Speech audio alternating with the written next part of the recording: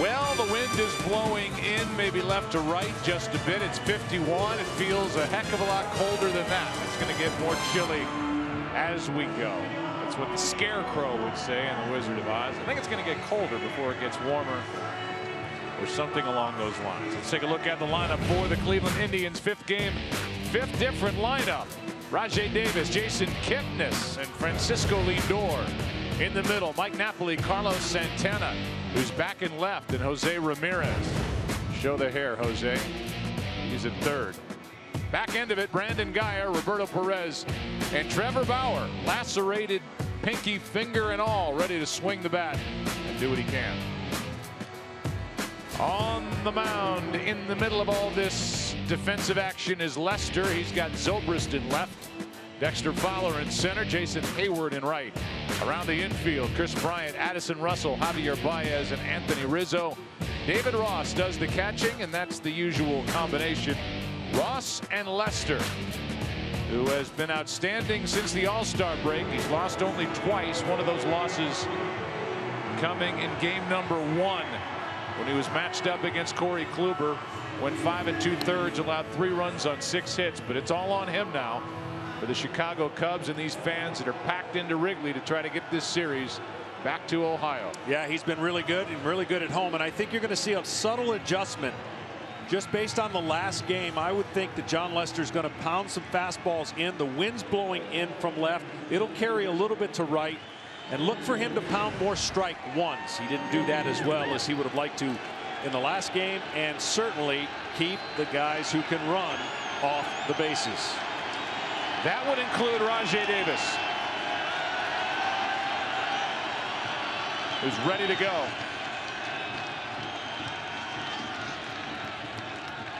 And so's Jon Lester. Strike 1.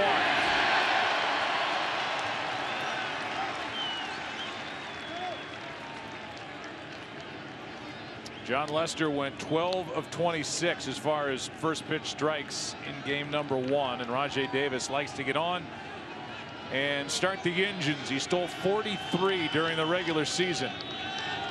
Problem is, he hasn't been getting on. 1 for 11 in this series. A pop up right side. Will it stay in play? The answer is no. And Jason Hayward had to slide around one of the Indians, either pitchers or part of their personnel, down in the Cleveland bullpen as that ball was coming down. I'm kind of surprised whoever that is doesn't get out of the way, and the other guy doesn't get out of the way either. They're not even watching. Here's an 0-2 pitch. Rajai Davis fouls it back. Well, Lester was trying to get his sinker. He actually threw a lot of sinkers in Cleveland, partly due to maybe not feeling really good with the four-seamer and in. He's already pounded in Davis a lot more than he did.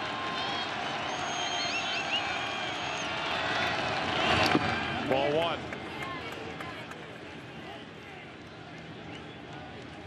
You know, the goal for any pitcher when you're facing elimination, you want to be as sharp as you can be. You don't have to pitch perfect. Get that out of your mind. Don't try to pitch perfect, because then you'll make more mistakes. But you want easy outs, easy counts, and less stressful situation if you can avoid them. A ball and 2 strikes on Rajai Davis. 2-2. For coverage of this game in Spanish, please tune to Fox Deportes.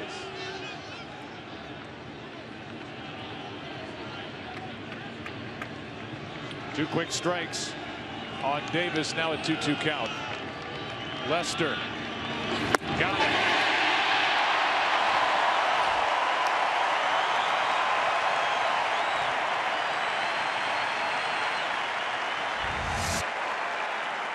Well, it goes to the two-seamer away. Just a great pitch after pounding him in with fastballs and cutters. First out of a guy who can run. A good start for Lester.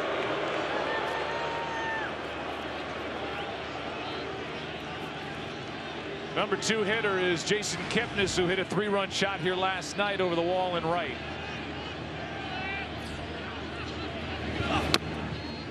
Strike 1. And when he did it, the first visiting player to homer here at Wrigley in a World Series with a 3-run shot since Babe Ruth back in 1932.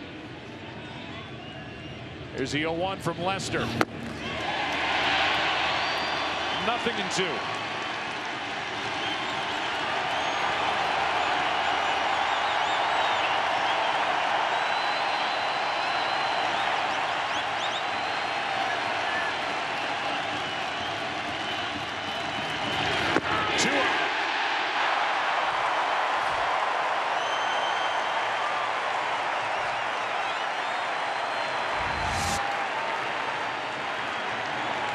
Good cutter right there. Trying to start it in against Kipnis.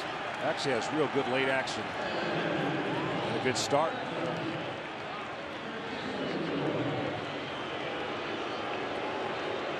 Jon Lester has pitched in a couple of elimination games, and his team has gone 0-2 in those games. Number 3 hitter is Lindor, takes a strike. So Lester trying to come through for the Cubs. Couldn't do it for the Red Sox back in 08 against Tampa Bay. But he looks on tonight, at least in this first inning, pounding strikes. That's what he needed to do, and getting inside to Lindor. Lindor getting 2 hits off him in the first game.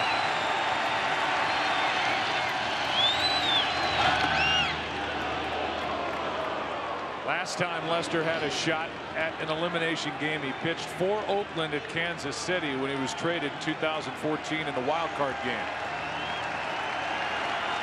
He has a personal record of 0-1. His teams are 0-2. Tonight trying to make a statement here in the first inning. His team down 3 games to 1.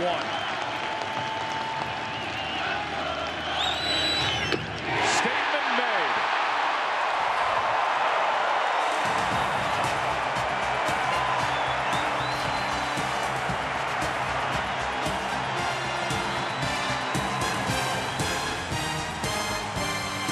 Us before tonight's game, I have never wanted to see a Game 7 so badly in my life.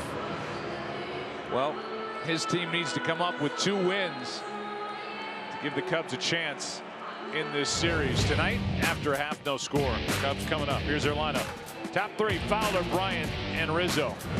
In the middle, Ben Zobrist, Addison Russell back in the number 5 spot. And Jason Hayward back-to-back starts. Then it's Javier Baez, who's had a tough time in this series, 2 for 17. David Ross, Jon Lester, hitless this postseason. And here is Trevor Bauer, the 25-year-old right-hander. Eccentric, a little different, pitching on 3 days rest. Had plenty of rest going into that Game 2 start, which he lost on Wednesday. 5-1 was the final. Ball 1 to Fowler. It's something that might help him be less powerful with his fastball and have more command and finesse on 3 days rest.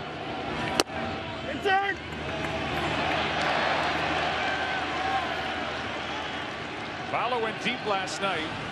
His only RBI of this World Series. 4 hits. 2-1.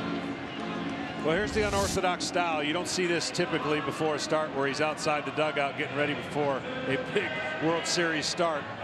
And then right before he faces the Cubs, this is what he does every single time. Crow hops and throws it as hard as he can. But nobody questions the stuff he has. It's whether or not his game plan fits what the Indians are asking him to do and their catcher in Perez. They don't want him shaking off too much. Fowler steps out, gets back in. Cubs are hitting just .204 with 39 strikeouts in this World Series through 4 games. That's strike 3 on the inside corner. And that pitch had good movement, life to it, and Fowler heads back to the dugout. Well, with the angle that he delivers the ball and the unorthodox way that he throws, almost it seems like from his hip, that's actually a 4-seamer that moves. Most of those pitches you would think are 2-seamers. But because he has changed his arm slot and arm angle when he gets ready to pitch, he's gotten more lateral movement on that four-seam fastball with the 12-6 curveball that he also has as an arsenal. Cubs need to get Chris Bryant going. Time's running out. 1 for 14 in this World Series. No RBIs, hitting .071. And the message I would give if there's a teammate that maybe not playing is take your walks if you're the Cubs. Take them. See, you expand the zone and you want to make something happen via the hits. You'll get something going if you just take the walks that the Indian pitchers are giving you. That has been a theme for the Cubs so far in this series, not taking the walks. Game 2, 8 walks, win. That's popped up right side. It will get out of play for strike 2.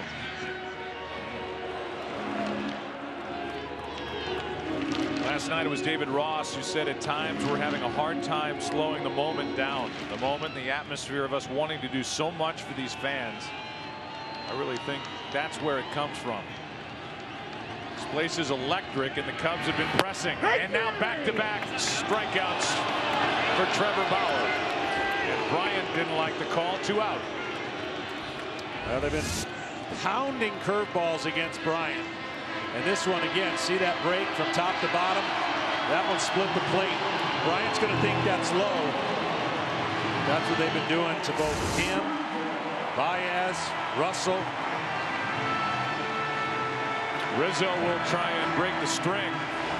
5 batters have stepped to the plate in Game 5, and all 5 have struck out. I'm sure we're going to find out if that's a World Series record if they strike out the side both. Stats on everything. That's what Aaron Charlton's in the booth for. The guys and gals at Stats Inc. Another strike. Well, for the Indians, good sign. That curveball didn't come until about the 3rd inning in his previous start. So you can already see, looking, he's more in rhythm on 3 days rest early in the 1st inning than he was in the game in Cleveland. So Mickey Callaway, pitching coach, who's done such a good job with this staff for Terry Francona. There's so much to say about Francona. I know we went into some of it last night. Trying to win his 3rd World Championship. 2-1 on Anthony Rizzo. Yeah, and talking with him, still trying to make progress with Bauer, still trying to get him to come closer to halfway. He expressed to us last year at one point he threw 80 consecutive days off the mound. That just doesn't happen. But he's a unique pitcher. That's hammered down the line. Foul. And out onto Sheffield. Well, that's the side of the field where the wind won't affect it as much. It's going to be blowing in from center to left center. And he knows as soon as he hits it, too much hook.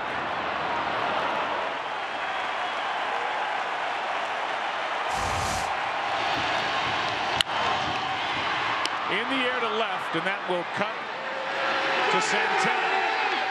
And Carlos Santana, who makes his 2nd career start in left field, gloves it. No base runners yet. After 1 at Wrigley in Game 5.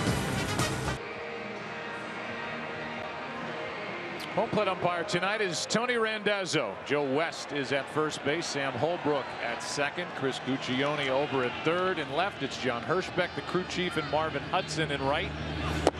That's on the inside corner. That's 11 strikes in 14 pitches from John Lester. Larry Vanover is the umpire back in New York.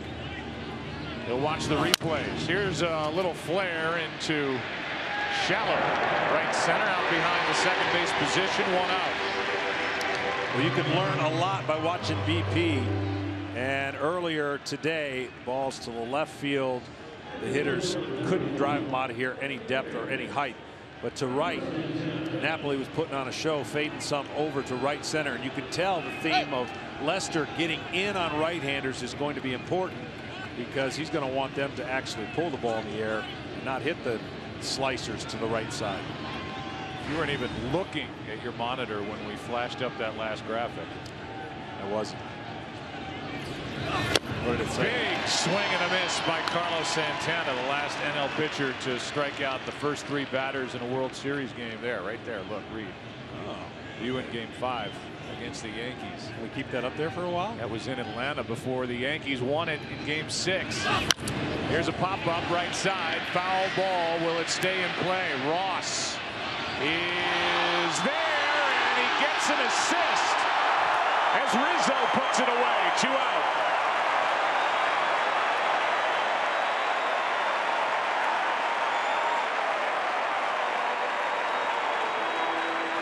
Great job. Never assume anything. Right there. See that camera? That probably gave him a little bit of a reach. And here comes his partner in crime.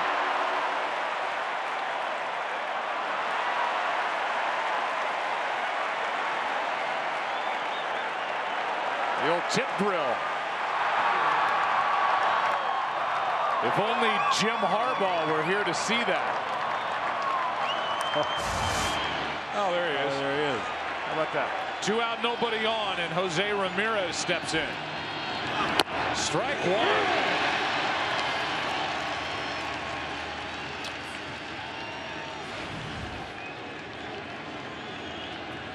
1. Ramirez waits for the 0-1 and hits one a ton into left. Back at the wall, it is gone. And the Indians strike first in game number 5 here in the second.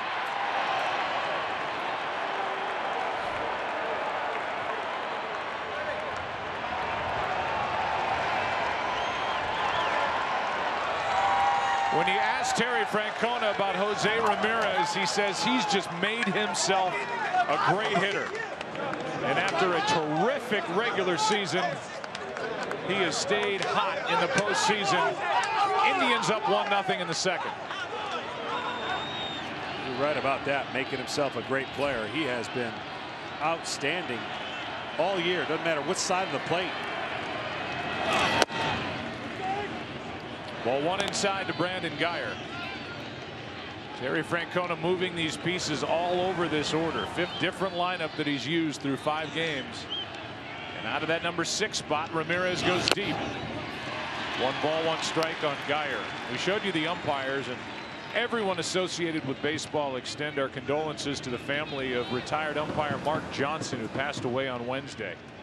Tonight's umpiring crew personally conveys their condolences to Mark's wife, Lelia. So they are thinking of him tonight. The men in blue. And Brandon Guyer will try to follow that blast by Jose Ramirez. Just outside, and the count goes to 3-1. I don't think Ramirez could have hit that ball any harder. It was perfect execution. You almost feel like he was looking for it because John Lester threw it exactly where David Ross wanted it. That's hard hit. Bryant, a dive, a throw, a dig.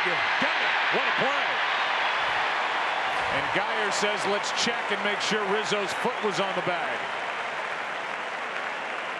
What a play on both ends. Replay on the screen. Bryant, you see the ball down the line. Great extension. Taller third baseman gets up, and his teammate bails him out. Great pick. As of now, wow, the Indians are not going to challenge. And they've already said they're not going to challenge it. But it looks like Rizzo's foot's off the bag. Does it get back? We'll look at it again. But here's the home run. Jose Ramirez has gone deep. That's his first of the postseason, and the Indians strike first in Game 5.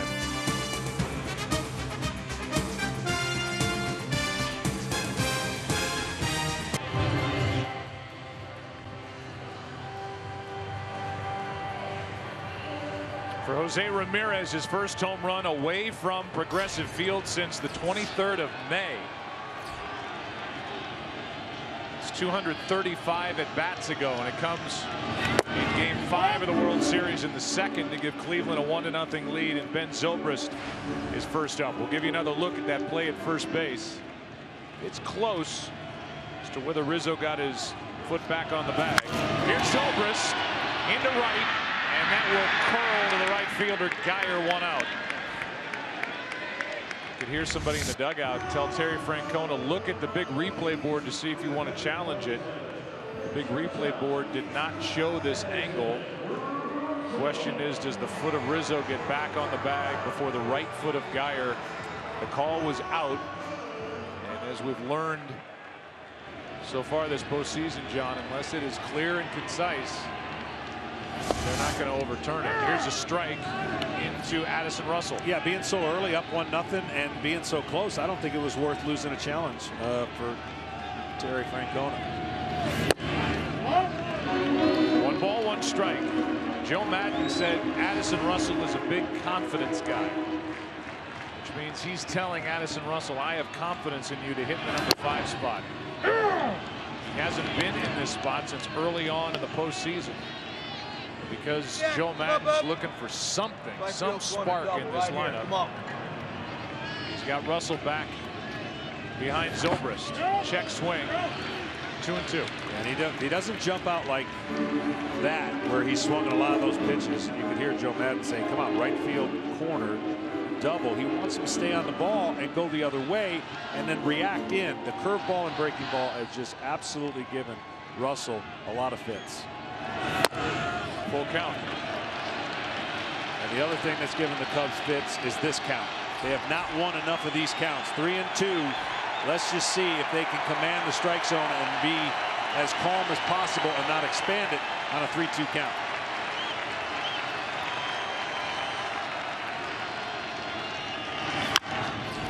That's down the left field line, headed for the seats foul.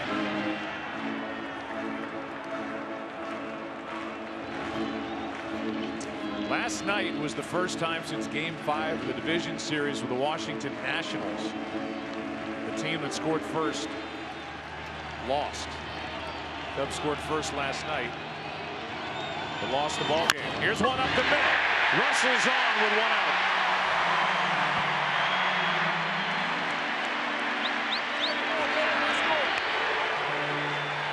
That's a good sign. 3-2 curveball, and he stays on it. See how he stays on it and goes right up the middle. Even though he might have been a little fooled, he keeps his hands back and doesn't try to do too much. If you try to flat out pull that ball, that's where you're going to miss it, or you're going to make an out, rolling it over to the third baseman. Those are the kind of at-bats in a baseball game, one at a time, pass the baton down, let the next guy do his job. That's the only way you get back for the Chicago Cubs offensively in this series. Back-to-back starts for Jason Heyward. Coming off his first multi-hit game since September 26th. He would like to reward Joe Maddon for going back to him in the lineup last night because of how good he is defensively out in right. John Lackey on the mound, and he got a couple of hits, so he's back in there tonight. Batting in the 6th spot. And again, I got to re-echo, this is not a fun position for Jason Heyward, as the year did not go the way he wanted. You get benched, your pride takes a hit. He's handled it, from what we can see, as good as possible. He comes in, pinch hits, plays the defense, but that pinch hit line drive to center, and now he's been swinging the bat a little bit better. 2-0 pitch. Those are the pitches, though, that you got to keyhole. You got to sell out at some point in one area when you're having the at bat in your favor at 2-0. Just took it for a strike. It's 2-1.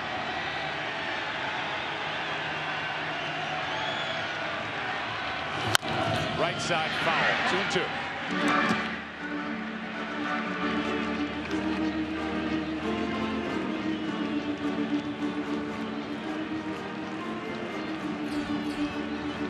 Heyward now with Baez on deck. And remember, David Ross does the catching for Lester, so he's in the number 8 spot.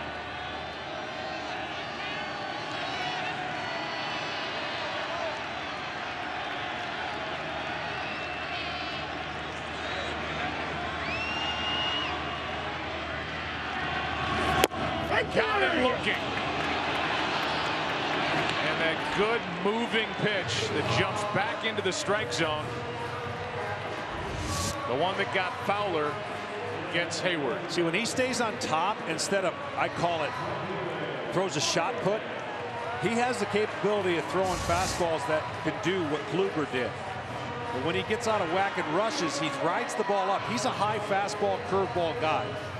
But when he gets out of rhythm, he's higher than high, and it doesn't make it look good. For Baez, I would be on the attack first pitch and then be cautious once they get strike one on you. Ball one inside. What's happening is he's missing the first pitch, and then once he gets a strike on him, they start expanding the zone and don't even come close to throwing him another strike. And unfortunately, he's helping him out. 2 for 17 in this World Series.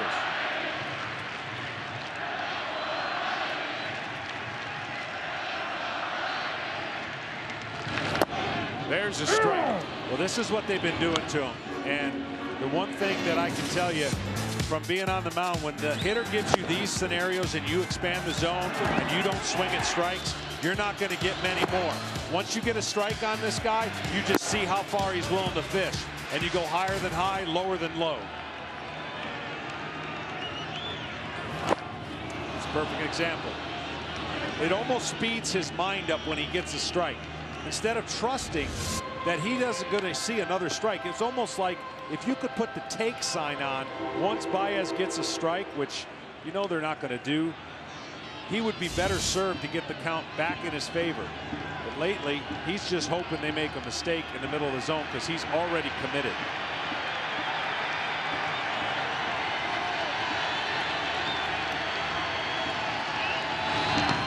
He goes after that pitch in the dirt, and a strikeout on another bad ball way out of the strike zone.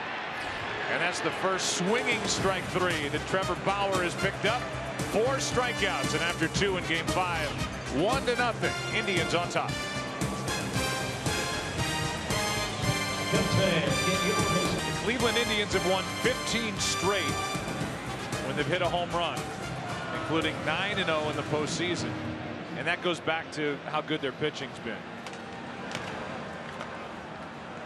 The Indians come into this game with a group ERA of 1.68 this postseason. That's the 4th lowest ever in the history of the postseason. Minimum 7 games, and they've done it against Boston, Toronto, and now the Cubs. 3 good hitting teams typically. It'd be 1.3 without Bauer. Bauer's the only one that's had some hiccups. 1 ball, 1 strike on Roberto Perez. Against Lester, went 1 for 3 with a home run in game 1. Had a home run later in the night. Ball 2. It's just the Indians have been amazing on their opportunities. I mean, when they've squared some balls up, it's with the wind blowing in. And they have made this park look small with the wind blowing in.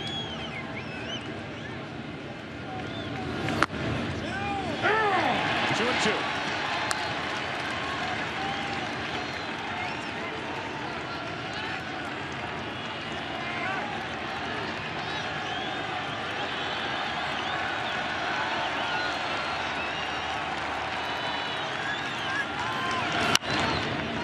Popped up on the infield. It's Bryant coming to get it.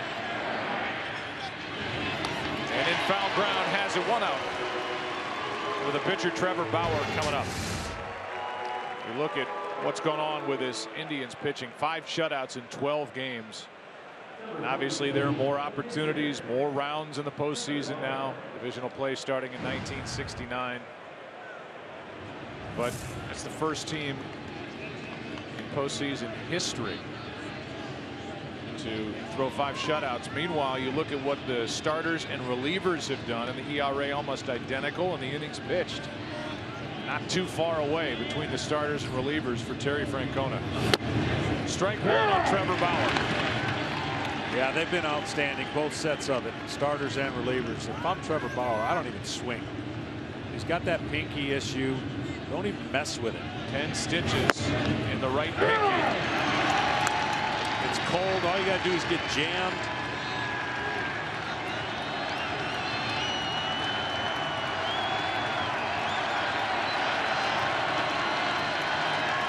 Here's a 0-2 pitch. Ball 1.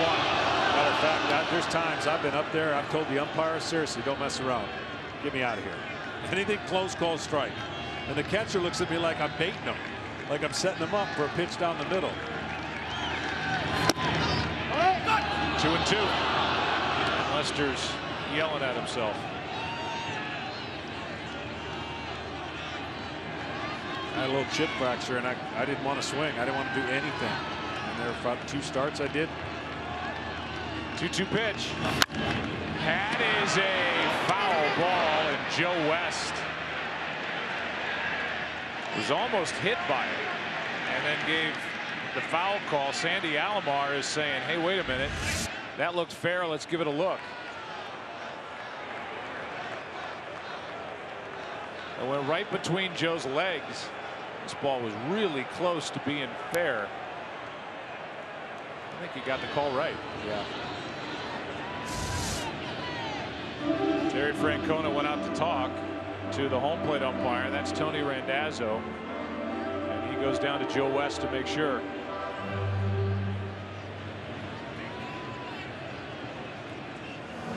Joe West, the old Elon College quarterback. A little shake of the head from Terry Francona, but I think that replay showed that it was the right call. So forget about Trevor Bauer not being able to swing the bat. We keep acting like people know what we're talking about. Was fixing his drone on the Friday before the ALCS started. One of the propellers started, cut his pinky on his pitching hand. It required 10 stitches. He could only throw 21 pitches in his Game 3 start. Had to come out. Here is Hayward. Made the catch. And even Bauer has to smile at that. He climbed the wall and had to reach behind him. 2 out. Yeah, he was prepared to go in the stands. You see him reach up and come back and get it.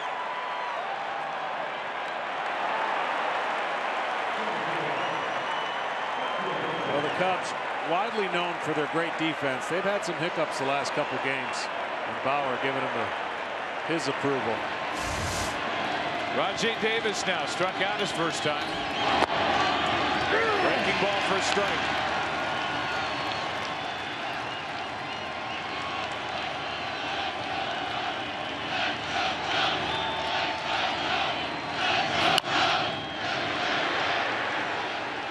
Solo home runs. Pitchers don't mind giving up solo home runs. You just don't want to get chaos on the bases if you're Jon Lester. Especially if you're Jon Lester.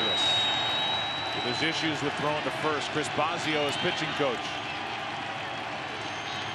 Here's the 0-2 to Davis. Ball 1. Tried to backdoor a cutter right there, and he just got out in front of himself. Lester on only a couple pitches has been a little frustrated. Stay back and trust it.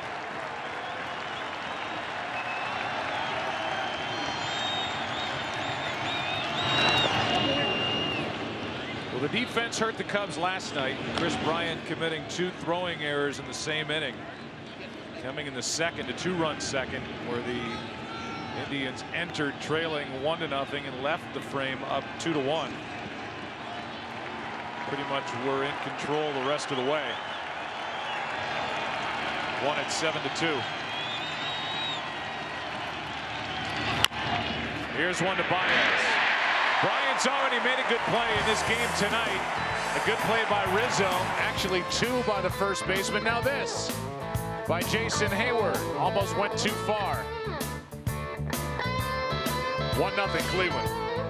Well, David Ross got an assist earlier. We flash back. 1980, Game 6, second to last out. Frank White hit it. Bob Boone deflected. And Pete Rose was there to grab it for the out. Second inning tonight in Game 5. David Ross was there. So was Rizzo.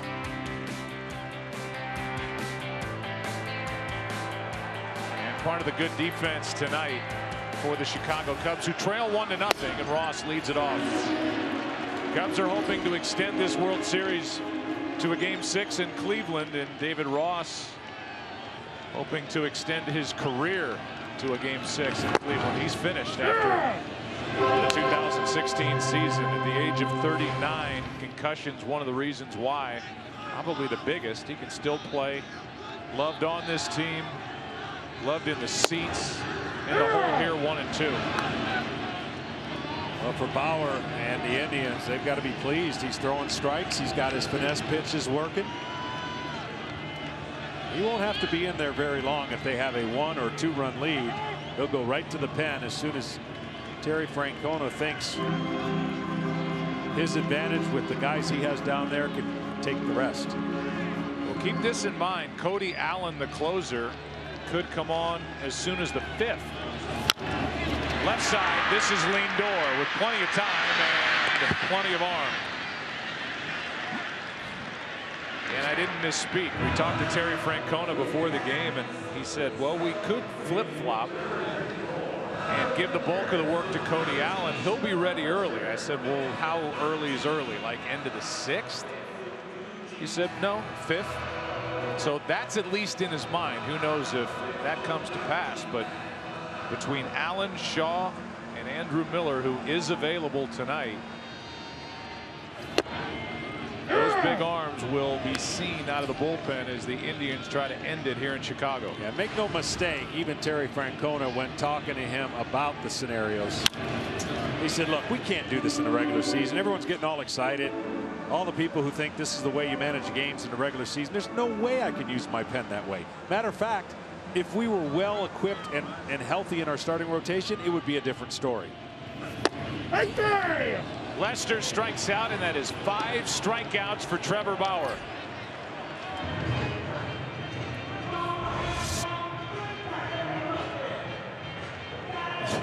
Terry Francona, who, as we showed you, has a great record in elimination games. He's lost only 1 World Series game while he's gone 11-1. I think he's staring at the Hall of Fame. I mean, he's already won 2 World Championships. He goes to Cooperstown with another automatically, and may even go in with 2 for the job he did with the Boston Red Sox. Yeah, absolutely. And he's not thinking about that, but you know that if he gets his 3rd in the 2 places where you eliminate a long time, where Boston hadn't won, now Cleveland hasn't won. 2-0 to Fowler. He changed up on him. And Fowler way out in front. Trevor Bauer much better tonight than game 2. He's in much better rhythm, and even that pitch right there, not giving in to the count, showing finesse. 2-1. That is foul down the line. You know, you think about it, it just sometimes, and for the Chicago Cubs, it really is this simple. You really believe you can win 3 games in a row with the pitchers you're going to run out there, but you're going to need a little help from your offense. They did it 18 times this year, win 3 games at least in a row. They're going to have to string together better at bats. No doubt. I mean, the top half of this lineup's got to cover the bottom half. They've got to be better than what the bottom half is not doing. Here's a 3-2. High fly ball into right. Geyer to his right. Trevor Bauer in charge so far. 4th inning rolls in game 5. Indians coming up as they lead by 1. The Cubs face elimination. The Indians face an opportunity to win their first World Championship since 1948. First up, Kipnis takes a strike. Jason shows bunt. That is a fair ball. Great job by Ross as he pounced on that before it could roll foul. 1 away. And that's what the Indians have to do. That's exactly. But the problem is you want to bunt it out towards the mound. You want to make Lester feel this. Watch how it just dies right here. Just stays right there. And Ross knows he's got to get this quickly, and it's an easy out.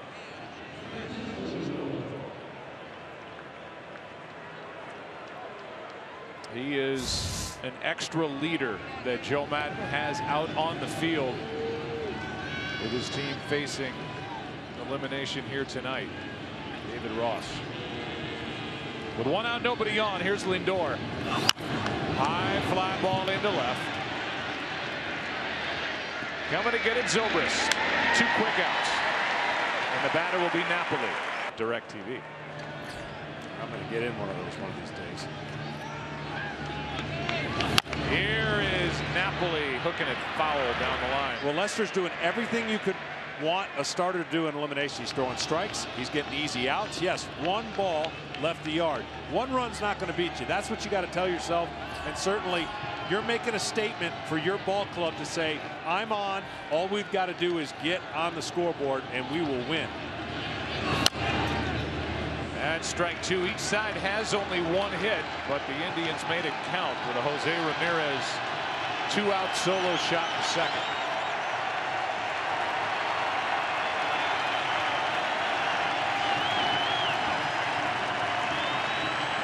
Bryant, Rizzo, and Zobrist coming up for Chicago in the bottom of this 4th.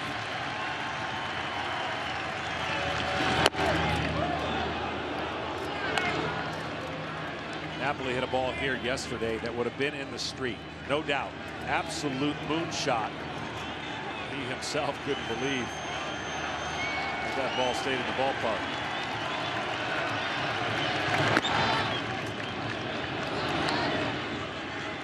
Two and 2.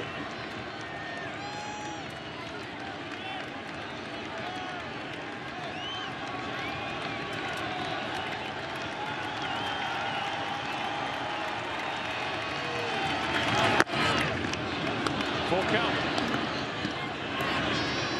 Tried to go away after establishing in. I wonder if he'll go cutter in and try to get under the barrel. Napoli likes the ball down. See where David Ross goes on a 3-2 count.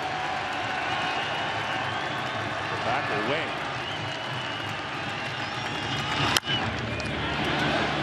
Will that stay in play? Rizzo and Ross. It's Ross. Inning over. He's right in the middle of it all. Ross gets this one. No assists. Bottom of the 4th, 1-0. Cleveland is presented by T-Mobile One.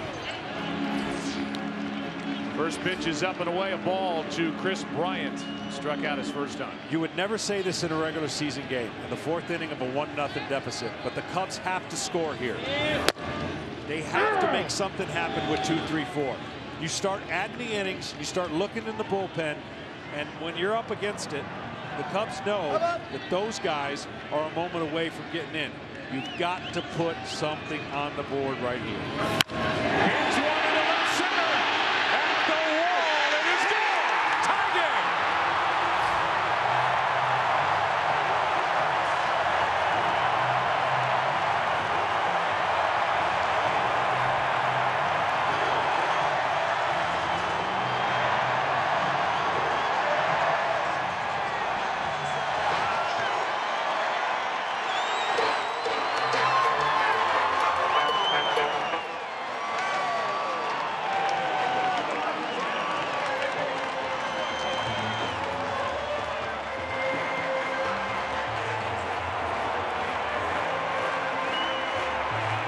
That's his first RBI in this World Series.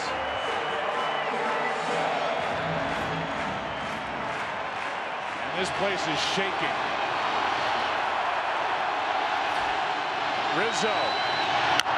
High fly into right. Back at the wall. Into the ivy. Rizzo digging for 2. Double.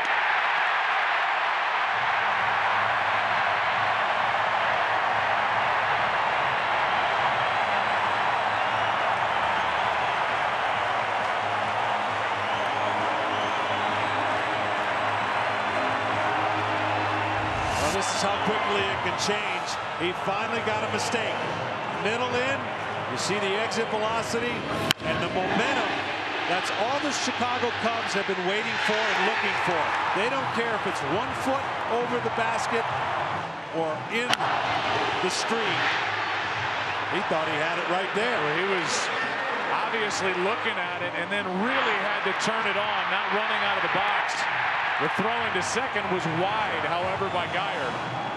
And that allowed Rizzo to coast into second with a double.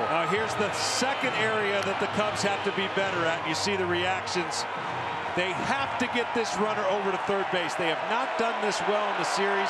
Zobrist has flown out a couple times to left field. I would almost guarantee he rolls over and gets this, if nothing else, if not a hit, Rizzo to third base.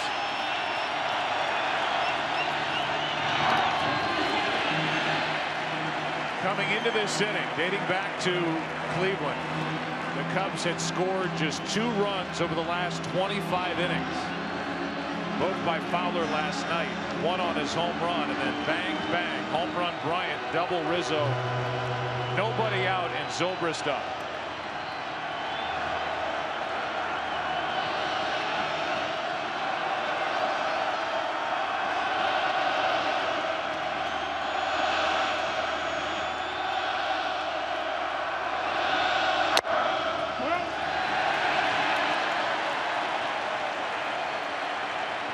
This crowd has been tired of sitting.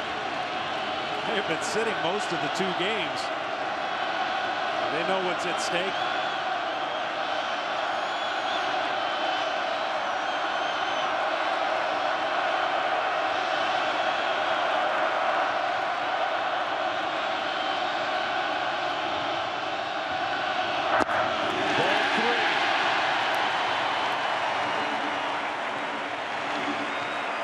The back-to-back hits, John, by Bryant and Rizzo. It's only the 2nd time those 2 have had back-to-back hits this entire postseason. I mean, they're MVPs for a reason in the regular season. They carried this ball club. And there's no better time to get hot would be right now. The only other time, game 2, back in Cleveland of this World Series. 3-0 pitch now. That's a base hit to right. Stopping at third is Rizzo. First and third, nobody out.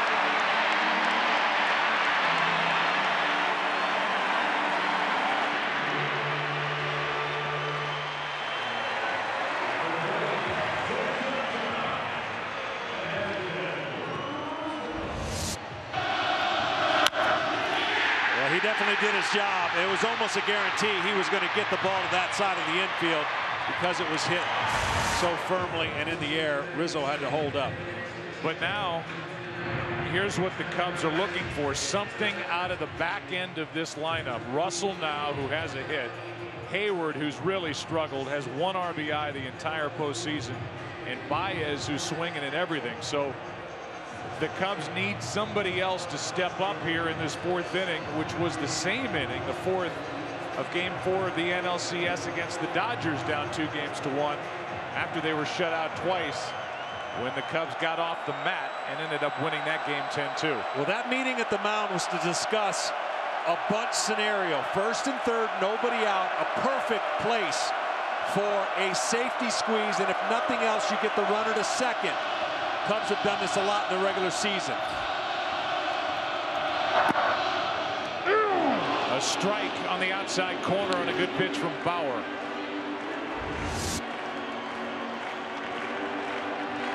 Curveball catching the corner. Russell doesn't care about that one. Those are the ones he's not going to hit. He's looking in one area, and if he paints 3 of them like that, well, so be it.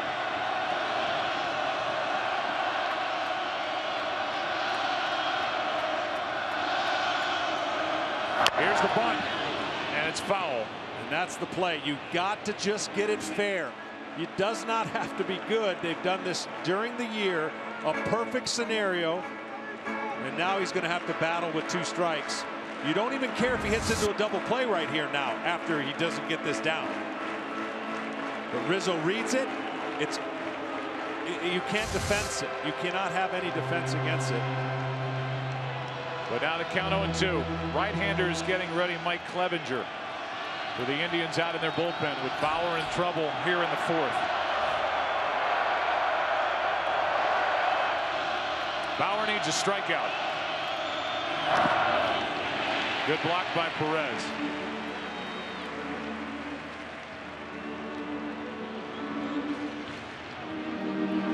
The Cubs have gone homer, double, single. And Russell, who singled up the middle, is behind on the count. And here's this group and how they've struggled in this World Series. Cubs looking for something out of one of them.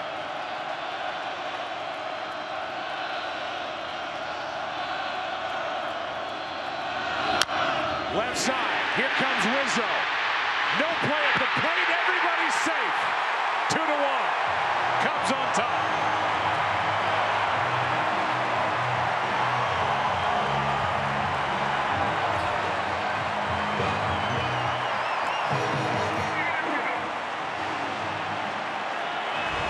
These are the little things. Just put it in play, even if it's a double play.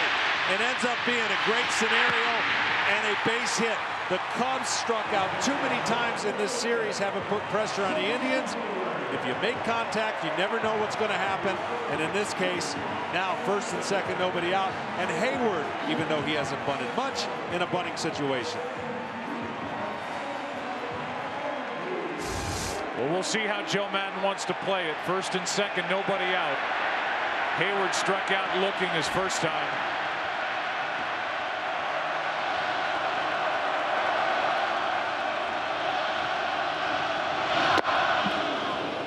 Can't catch up to the high heat. 4 for 36 this postseason.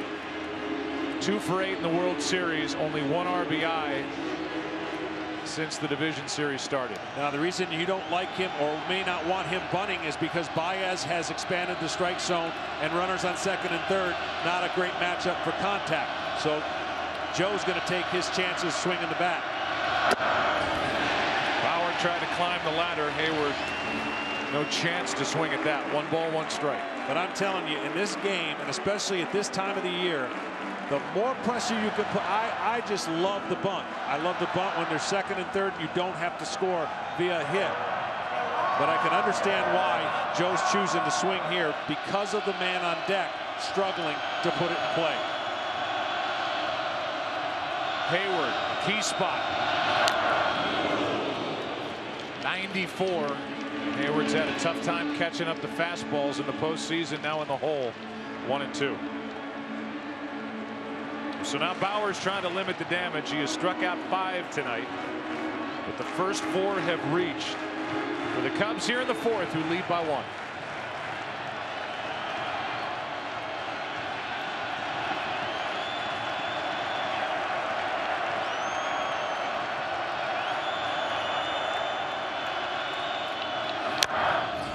Back here. Bauer would love to climb the ladder, but you bring in the mistake factor on the fastball up. That's one thing that Hayward can handle. If you trust your breaking ball and you know you can get it down, that's the pitch you throw right here. Your room for error up is a lot less with a fastball against a guy like Hayward.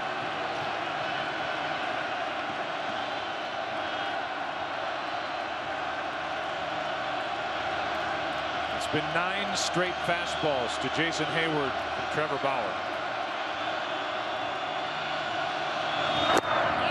Check swing, he went. Strikeout for out number 1. And that's the pitch you got to make, and he made it. After going up and taking your chances with the fastball, reading the swing, Perez, great job enticing it down. It was almost an impossible for Hayward to stay off of thinking fastball, getting curveball. Great pitch by Bauer. And now Baez.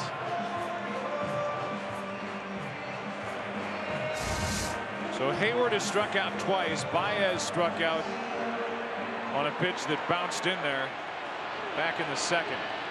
Runners at first and second, 1 out now as Hayward does not advance the runners.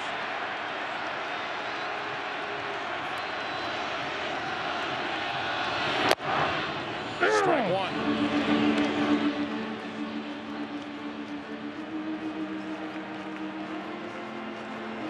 Runners on, just 1 for 14 is Baez. And this postseason, as Baez has gone, so have the Cubs. 367 in their 8 wins. That's his average. 160 in their 6 losses. And all of his RBIs have come in Cub victories. A bunt could not have been better. Bases loaded, 1 out.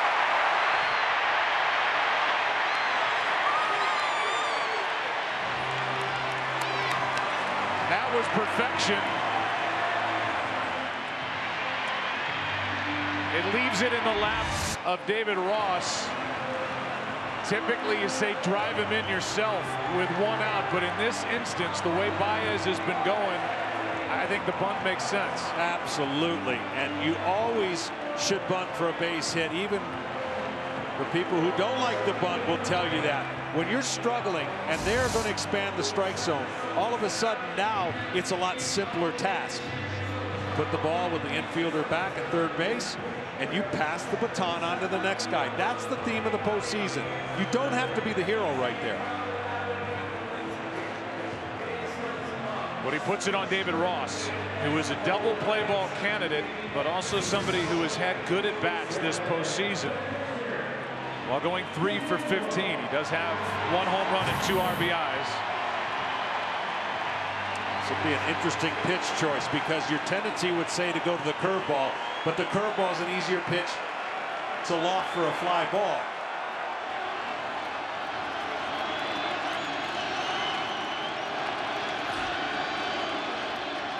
Bases loaded, 1 out. Pinched in on the corners of the infield, and strike 1 on Ross. David Ross is 0 for 7 with runners on this postseason.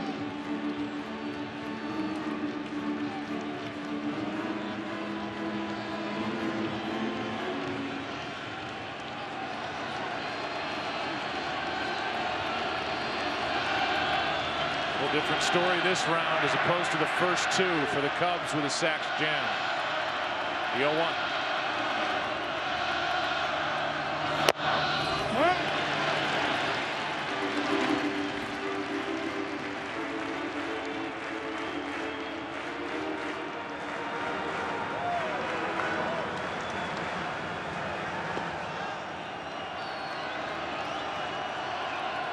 Terry Francona trying to help guide Trevor Bauer through this 4th.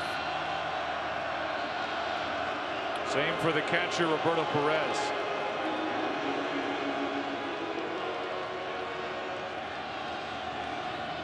Ross will sell out for a fastball, so Perez and Bauer trying to guess here in the 1-1 count.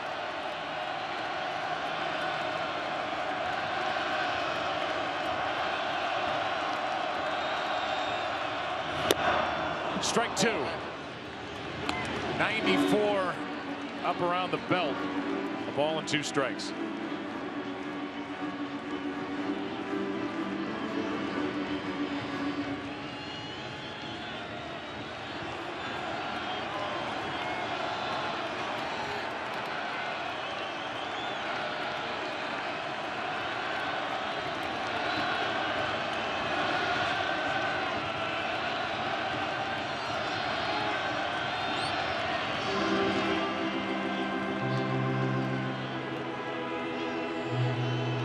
Seventh man to bat in the inning. On deck is the pitcher Lester. Ross trying to get the job done before the lefty comes to the plate.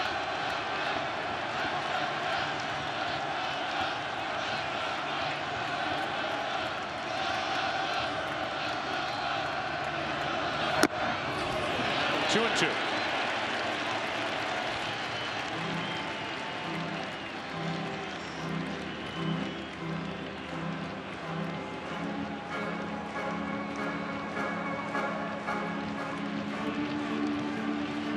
Pretty committed to the fastball so far, so Ross has seen enough of them. Wonder if he can catch up if he sees a 5th one.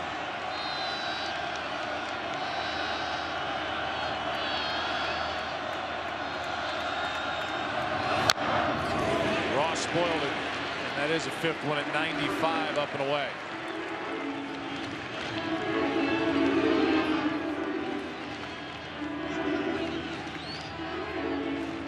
Are going back and forth between Perez trying to decide when and if to deviate from the fastball.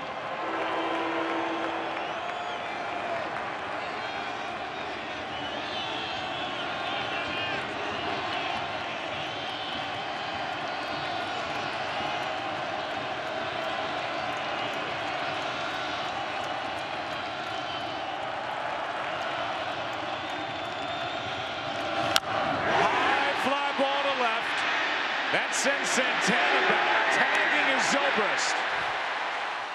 Another run. It's 3-1.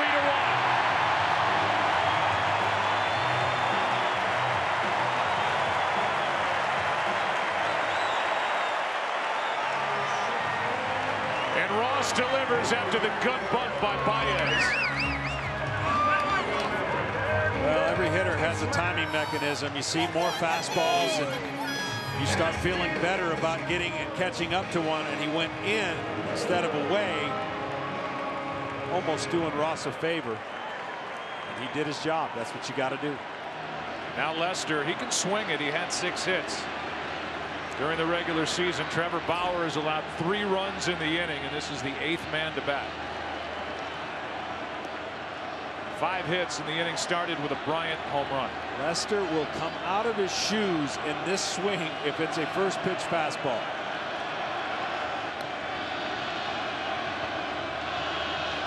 Oh, it can't be in there, though. It's got to be out over the plate. Tough to come out of your shoes on a pitch in, but this is a perfect scenario for a pitcher who's got nothing to lose. His team gave him the lead. Send this crowd into a different level of volume if he were to get a hit. 0 for 6 this postseason. 6 RBIs during the regular season.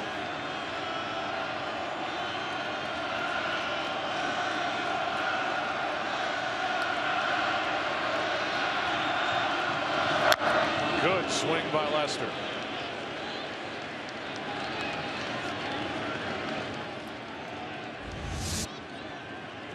See, if I'm facing a pitcher and he gives me that swing, one could think, oh, did I beat him? Did he barely get a hold of it? And I go right to the breaking ball. Don't give him any feeling of confidence that another one's coming.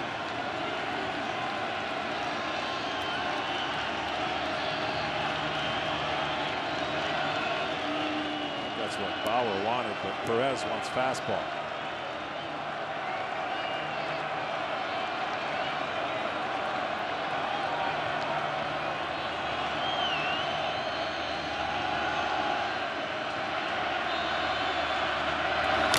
Strike 2. Cleveland will have Santana, the left fielder, then Jose Ramirez, who's homered tonight, for the only Cleveland hit, and then Brandon Guyer in the 5th against the guy at the plate.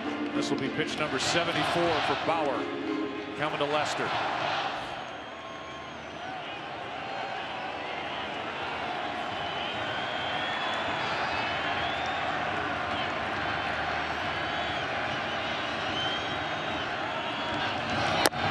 Got him on a breaking ball.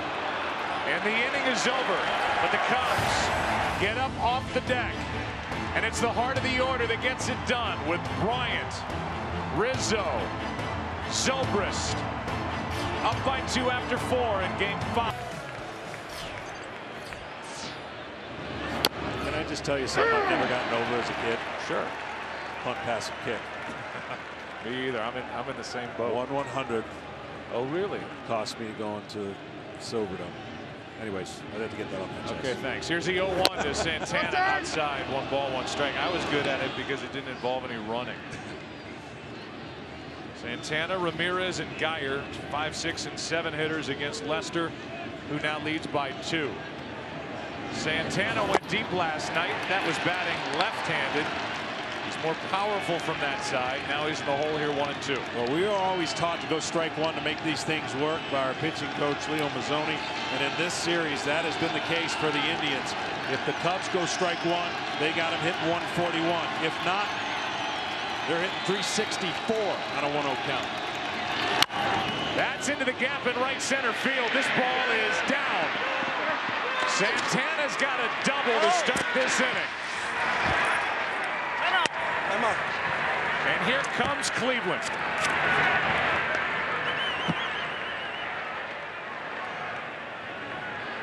He can just flat out hit. Typically the DH playing left field for the 2nd time in 3 games to get his bat in the lineup. Last night at first, and he doubles here to start the 5th. Good high ball hitter, and he splits the gap. And he's able to get his team in a chance to score or get one back of the 3 they gave up. Ramirez do what he can to get a base hit or move him over to third. Same scenario. This will be Jon Lester's first pitch from the stretch tonight. See Ramirez and what he accomplished with that home run back in the second for what's the only run so far for Cleveland.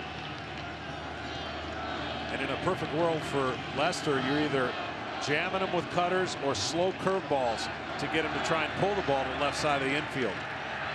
Ramirez takes ball 2. After Ramirez, you're getting into the bottom of the lineup for Cleveland. They'll be asking for something out of the bottom end of their group before the end of this 5th. Here comes a 2-0. 2-1.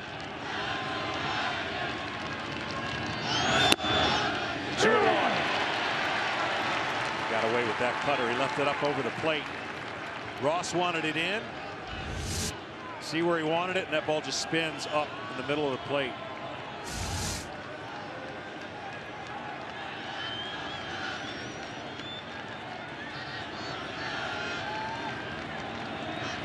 Two-one. 3-1 with Brandon Guyer on deck.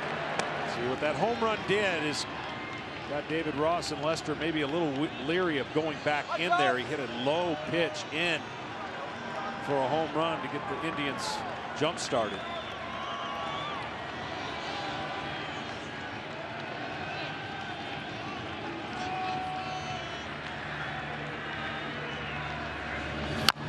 Off the end of the bat, Santana to third. Russell got him, and it took a good play for out number 1. A dig by Rizzo on the other end. Ramirez advances the runner. What a great play by Rizzo again on the short hop, but Ramirez gets down there pretty quickly. I know this ball wasn't hit very hard. You can tell Russell just trying to get rid of it as quickly as he can.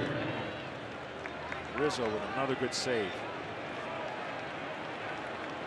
So now a runner at third with 1 out for Brandon Guyer, who was robbed of an extra base hit on a diving stop by Chris Bryant back in the second, and he's been red hot. Guyer hitting .390 since the 7th of September over 21 games. Former Tampa Bay Ray waits. Runner at third, 1 out. Ball 1. You got the catcher on deck and Roberto Perez in the pitcher spot, but Terry Francona wouldn't hesitate to send in a pinch hitter.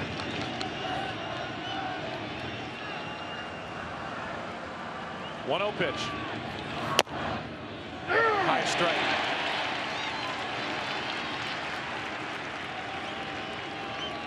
This Guyer on an 0-2 pitch. Got an RBI by a hit batsman. Lester throwing a cutter, hit his back knee.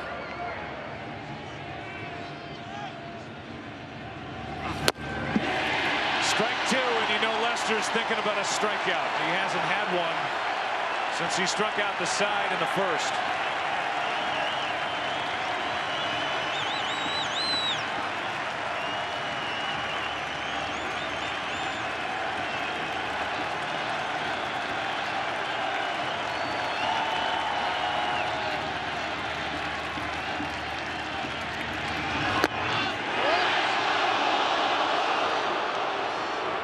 Two and two. That pitch was so good, even though it was a ball, there's nothing Guyer could do, so he took it, just hoping. And it is a ball. But you expanded the zone in his eyes with Guyer.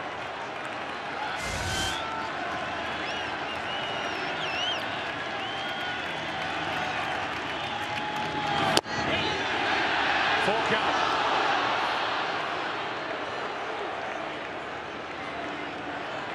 I'm thinking 3-2 breaking ball.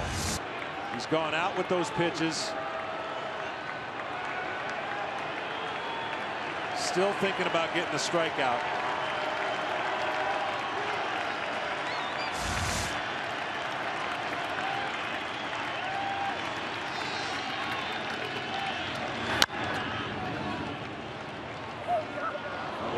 3-2 cutter instead, trying to get him look out there and then backdoor that pitch for possibly called strike 3, and Geyer went out and got it.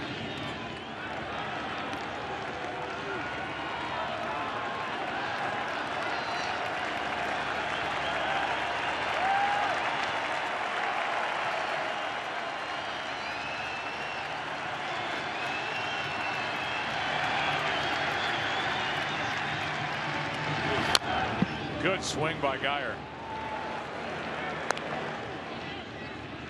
Picked up in season. Front office has done such a good job for this Indians team. Mike Chernoff, the general manager in his first year in that position. Chris Antonetti, president of baseball operations, former GM. Paul Dolan, the owner, signed off on the deal to get Andrew Miller and these in-season pickups, and here they are. In the World Series, up 3-1, trailing tonight 3-1, and out to the mound goes Ross.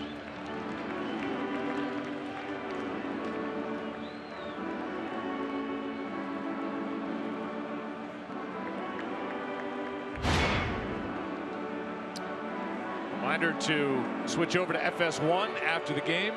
Post-game coverage with Kevin and Alex, the Big Hurt, and the Hit King. That wasn't a scenario where Lester goes, this is what I want to do. There were some suggestions made, and at the end they said, okay. So you've got to be committed, totally committed as a pitcher. If your catcher thinks something and you believe that it's the right pitch, then you stay committed with it and no second thoughts whatsoever.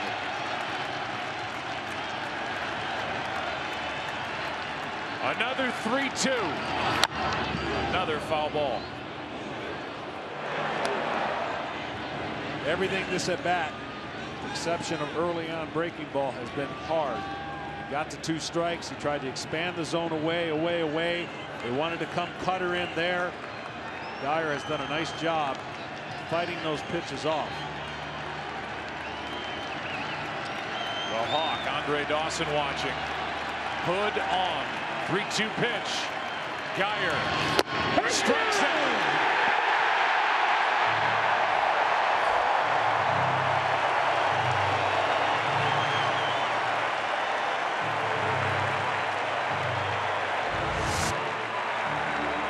And he went out there, and this time he got the benefit of it.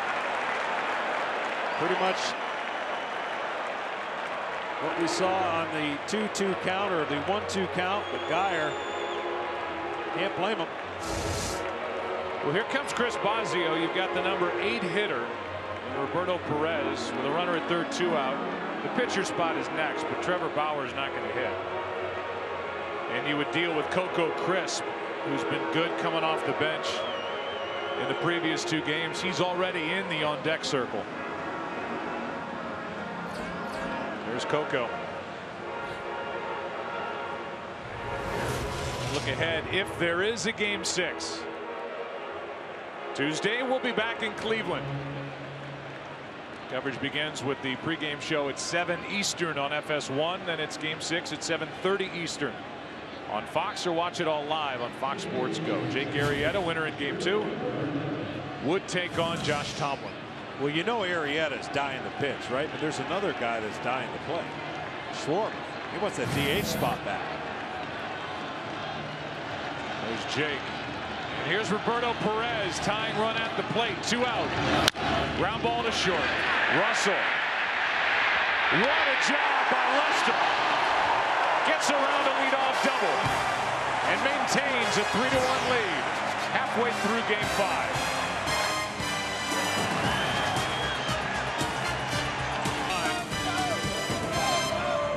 Across Sheffield. And inside, this place has been buzzing. It was buzzing the last 2 nights, but the Indians took command tonight. The Cubs with a 3-run 4th inning, and they've knocked out the starter Trevor Bauer. Here's Mike Clevenger.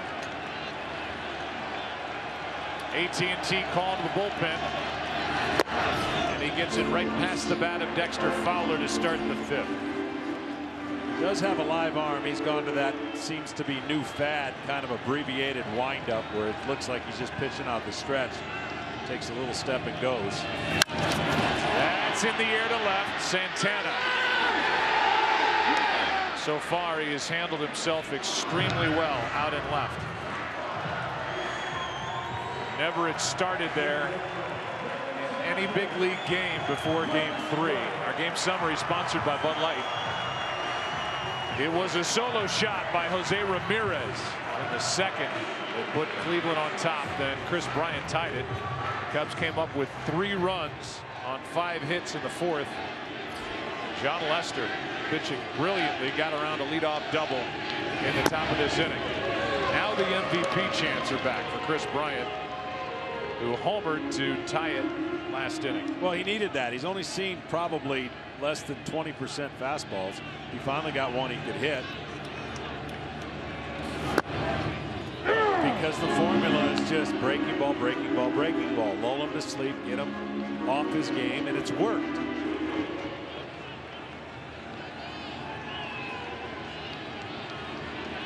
Joe Maddon talked about the need to get to the quote-unquote underbelly of the Cleveland bullpen, because the big guns have been almost untouchable. Shaw, Allen, and Andrew Miller. But this is Clevinger, and he's behind on the count here, 3-1.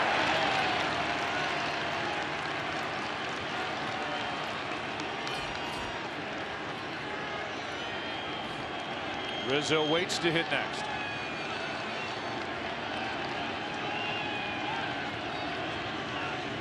(3-1). A walk with 1 out.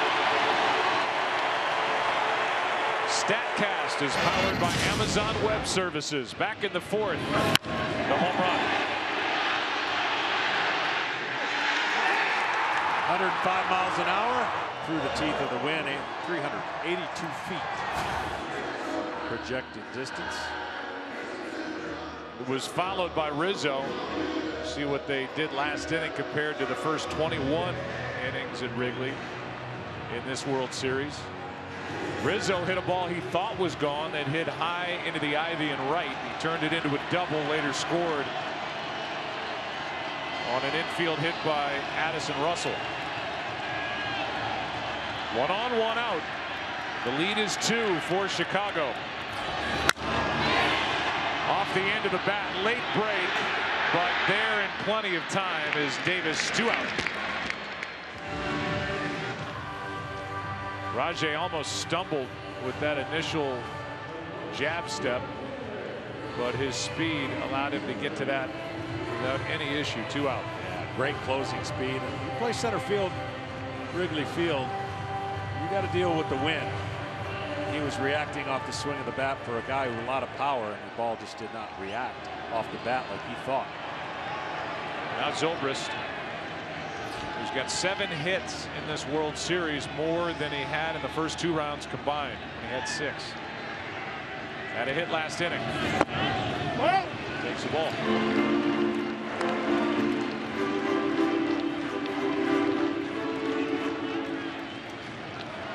His front leg, when Clevinger comes to stretch, he gets it bouncing, bouncing, bouncing. He's going to have to come to a stop. He bounce, bounce, bounce, and he's got to come to a stop.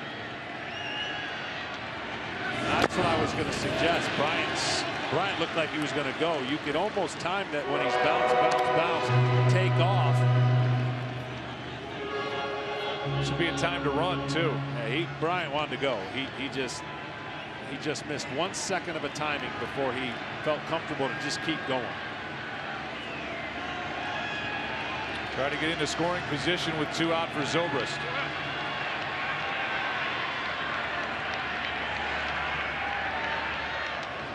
There he goes. Pitch was high, throw is into center. And Bryant will continue on to third with 2 out.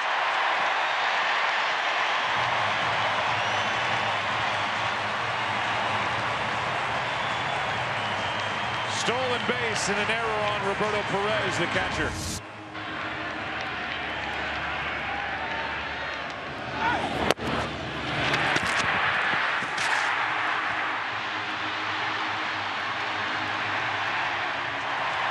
This game Yogi Berra said it best, but this game really is mental. This game has so many components that can lock you up or free you up. Well, Zobrist was swinging on 3-0 last inning and got a hit. He takes one over the inside corner here. It's 3-1. We've seen at some point in every series, all the way back to the first one, elimination game coming until 3-run rally, actually 4, against the Giants. Here is 3-1. Zobrist takes a strike against the Dodgers, down 2-1 and virtually offense dormant. They got going, went on to win that series. Now more dire straits, 3-1. Their first lead since game 2.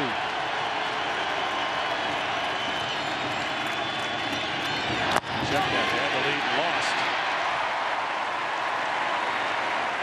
A walk puts runners on at the corners with 2 out, and we'll give it to Addison Russell.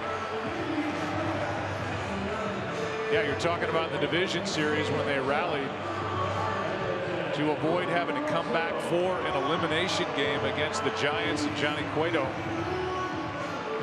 And then they put it together. It started with a bunt hit by Zobrist in the 4th inning of game number 4 in the NLCS.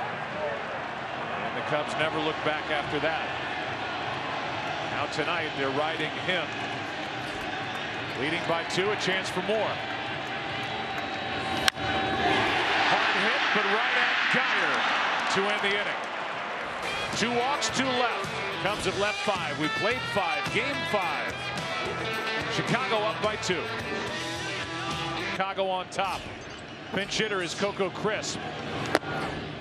He is 2 for his last 2, and they've been big ones. Last night, he delivered a pinch hit double, scored a run. The night before, the only RBI of game 3 in a 1-0 Indians win. 1 ball, 1 strike from Lester. Lester fastball command has been really good. Only a couple times has he forced action ahead with 2 strikes and built in a 3-ball count when he didn't need to. But he's getting ahead early. He's been aggressive.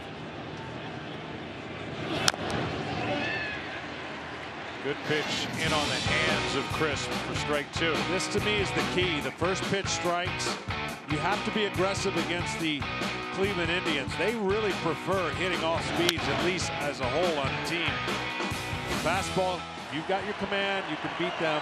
One mistake, really not even a mistake, it was just a homer, a better swing. That pitch cast powered by MLB Advanced Media. Count still 1-2 on Crisp. The Indians still in play for making Lester feel something if they can get a leadoff guy on that can run.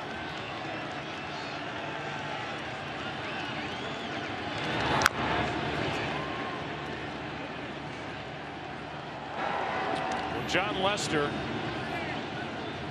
11-2 here at Wrigley Field this year with an ERA of 1.61 coming in. And in 12 of his 17 home starts, he's allowed no runs or 1 run. Home dominance for Lester. And the Cubs need every bit of that here tonight. 1-2 pitch.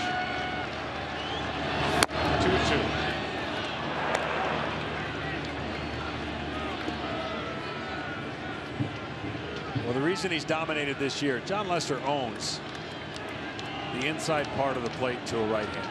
But he has been so good this year getting the ball away, so that opens up the plate. Left side, Bryant. 1 away. Crisp is retired, and Lester gets the lead man in the 6th. Tonight's T-Mobile One in-game box score for Cleveland. Just 2 hits, a double for Santana. That came leading off the 5th. Lester pitched around it. And a solo home run for Jose Ramirez that he blasted into the bleachers in left back in the 2nd. That's all. There's Rajai Davis. You got to be aware of the bunt. So far, he has struck out, lined out, shows bunt, takes a strike. Bryant and Rizzo know what they need to do when there's a bunt, and it really does cause them to crash.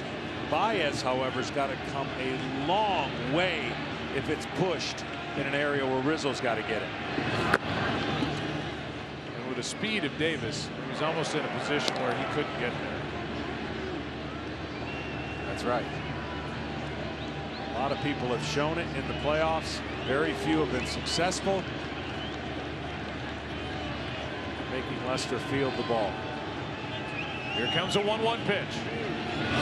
That's into left field, and Davis is on with one out in the 6th. Just his second hit of this World Series. What will that lead to? I mean, it doesn't matter to me. He has to steal. It doesn't even matter if he gets thrown out. Kipnis is coming up. That's a heater down there, warming up the hands, then warming up the bat on this cold night at Wrigley. But we've talked about it throughout this postseason. Jon Lester does not throw to first. And if there's a time to pitch out, it's right now. If you think he's going, that's a huge lead. You pitch out. He was. He just didn't get the real jump that guys get out there and they get uncomfortable. You would never get that kind of lead against a traditional pitcher. So shorten it up one step and go on first movement. Lester has done a great job in being quick to home, varying his times. There he goes. No throw. Stolen base, Davis.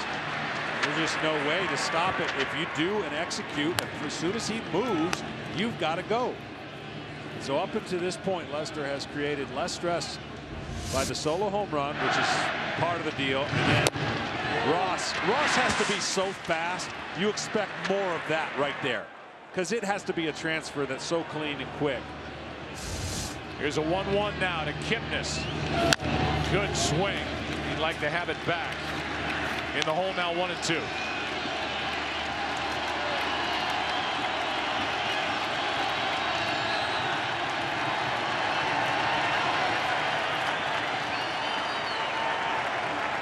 That, by the way, just the second stolen base by Cleveland in this World Series.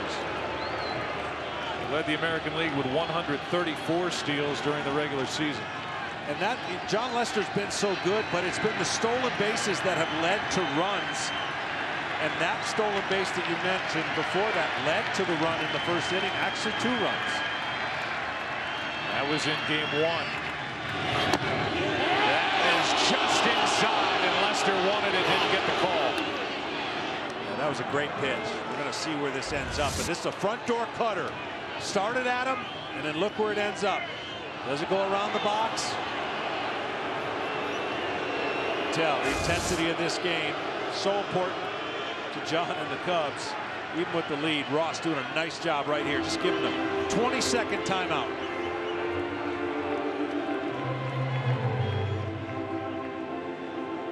Well, last night Lackey was upset with the home plate umpire Marvin Hudson.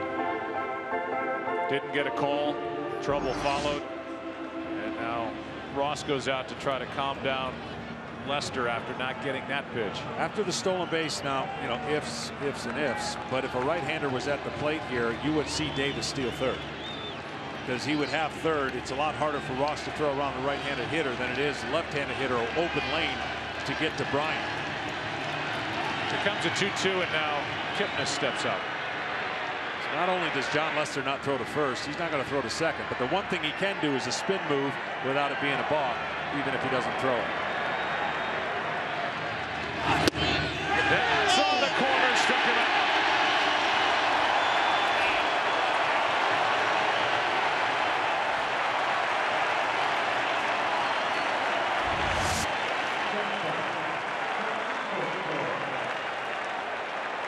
Good pitch.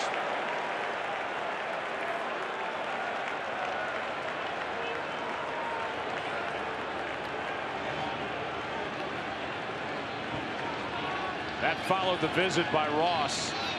after Lester didn't get that 1-2 pitch for strike 3. Lester now steps off and looks back at Rajai Davis, who is basically daring Jon Lester to just step off, turn, and throw. And that's what you got to do, right? I mean, you've got to create that. Baez is saying, throw it anywhere back here, I'll catch it. Batter now is Lindor. 2 out in the inning. And there's that look. So that's 15 or 20 seconds that Davis has taken away from Lindor, their best hitter.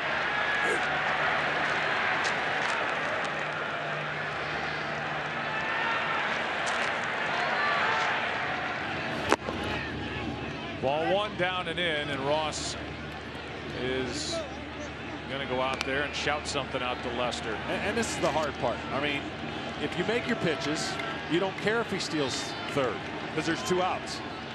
But as a pitcher, as trained as he is, you don't want him to just walk to third.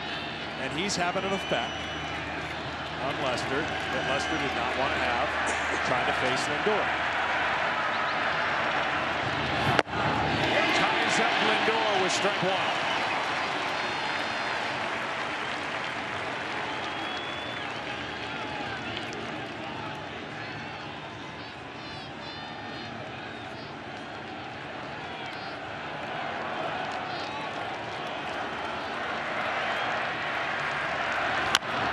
Strike 2. And now the crowd to its feet.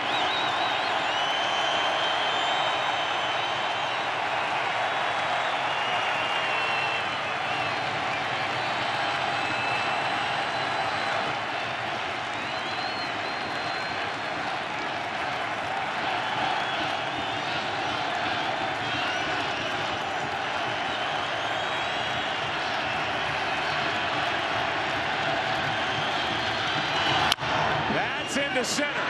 This ball is down. That's a base hit, and it's a 1-run game.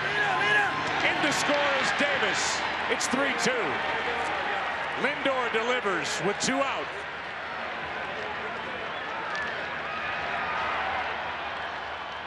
And now Lindor in a spot to run. He must. Again, high fastball. He gets on top. That's tremendous flat bat through the zone. That's just short and quick. That's trying not to do too much. That's how you hit 300.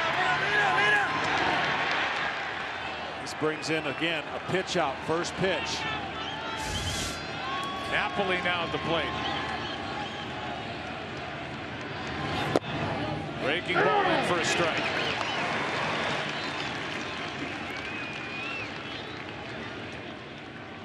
Tying run on at first with 2 out. Big 2-out RBI by Lindor.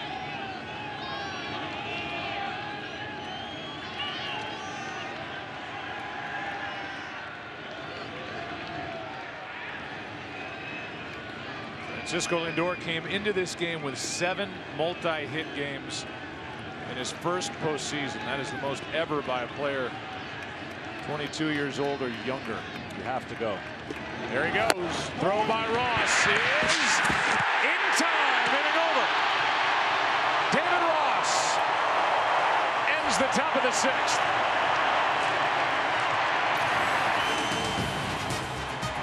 Baez with a tag on a perfect throw by the veteran catcher. It's a 1-run game. And Hayward will lead it off. Hayward has struck out twice. Baez has struck out once and delivered a big bunt hit that led to what is now the difference in the game. The 3rd run that scored in the 4th. Brian Shaw takes over. Shaw's been tremendous this postseason. Delivers a strike to Hayward. Shaw, everything he throws basically cuts. The reason I was saying earlier, it doesn't matter if you get thrown out, because that is a percentage play that 90% of the time you're going to be successful, because Lester has a hard time holding runners. You've got to create as much stress as possible. It took a perfect throw and a perfect tag to get Lindor. AT&T call to the bullpen. Upstairs for ball 2. Second out of the pen for Terry Francona after Bauer went 4. Allowed 3 runs on 6 hits. A scoreless inning put up by Clevenger. Pitched around 2 walks. Hayward can't catch up. 2-2. Most people don't teach what Baez does, and most people who cover the bag, Lindor would have been safe because they wait at the bag for the guy to come in and tag, and we're going to show you why Baez goes beyond. Right there. Struck him out. That's 3 strikeouts for Hayward. So here's the play we're talking about. He comes in, makes the distance of the throw shorter. He comes in, slides, and he's so good at tagging. He cuts the distance. He tags him so far in front that there's no chance that Lindor can be safe. If he waits, Lindor's probably going to be safe with the slide. He can make all these late movements with his hand. But this is not just something that Baez is lucky at. This is something he's great at. It's his dominant hand. It's his left hand. He writes with his left hand. And it's easy to tag, he said, the way that he does. Boy, Shaw has come out of the bullpen bringing good stuff with him. Strike 1. By the way, David Ross now has thrown out 4 of 9 this postseason. Potential base stealers. That's a big lift for John Lester, who he catches. That is foul, right side. Strike 2. Ross next. His sac fly is the difference in the game back in the 4th. Your chances of getting 3-4 hits in a row off of Lester are not great. So if you can get 2 hits with runners in scoring position, you got a better chance. And that's what they did earlier to get back in this game. It was worth every effort to get that stolen base and create havoc for him at second, which you know Davis did at some point. Didn't chase it this time. Baez with 1 out after Hayward struck out in that 3-run 4th. Dropped down a perfect bunt to load the bases. And it paid off because David Ross delivered with a sac fly into left.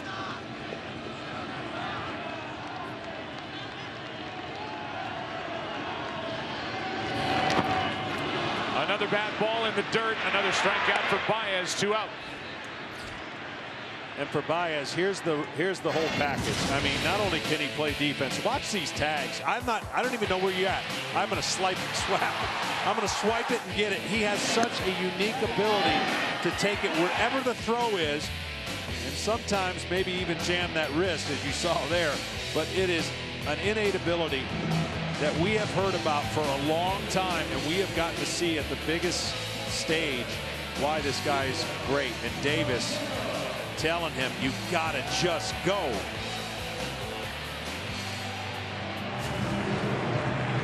Well, this is interesting. With David Ross, the scheduled hitter, Miguel Montero is going to come off the bench here with 2 out.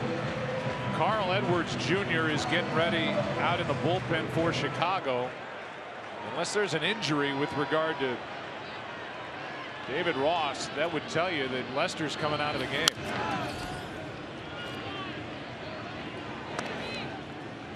I mean, he's definitely coming out of the game if the next guy, if Montero gets on.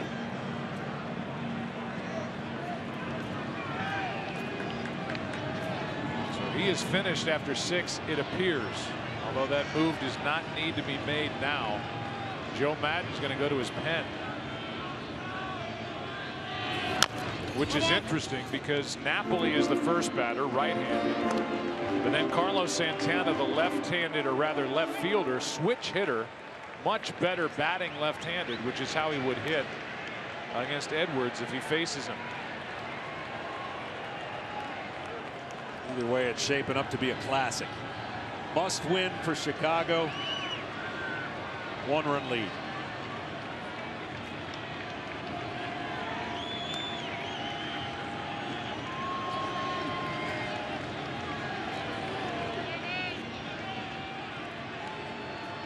Two out and an 0-2 pitch. A strikeout as Shaw strikes out the side. And the inning comes to a close. Let's go to the 7th inning of Game 5. Well, there's a lot going on here in the 7th inning. Those two veterans, such good friends, battery mates, David Ross and Jon Lester, a hug. 90 pitches tonight. 6 innings. He allows 2 runs on 4 hits, struck out 5, walked nobody, and allowed a home run. But there's so much to this. Carl Edwards takes over. 7th game of the postseason. The first pitch to the new catcher, Wilson Contreras, is outside, ball 1 with Napoli at the plate. Joe Maddon not only has Edwards in the game, he's got Aroldis Chapman getting loose in the bullpen. Napoli was trying to tie it. So the question will be for Joe Maddon, if this doesn't work, as Chapman throws that weighted ball down in the bullpen, did you pull Lester too soon? A 1-run game, however, and Lester having a tough time keeping runners close. Here's one into left. This ball is down. Zobrist cuts it off. Napoli will hold at second with a single. Zobrist, a good job to avoid an extra base hit by Mike Napoli. Yeah, that was a good job by Zobrist. You almost figured that they might have pinch run for Napoli if he got to second base. But he hooks this in the corner, and Zobrist gets it in quickly. So I'll ask you, as Chris Bosio comes out, Carlos Santana, the switch-hitting left fielder, typical DH, digging in.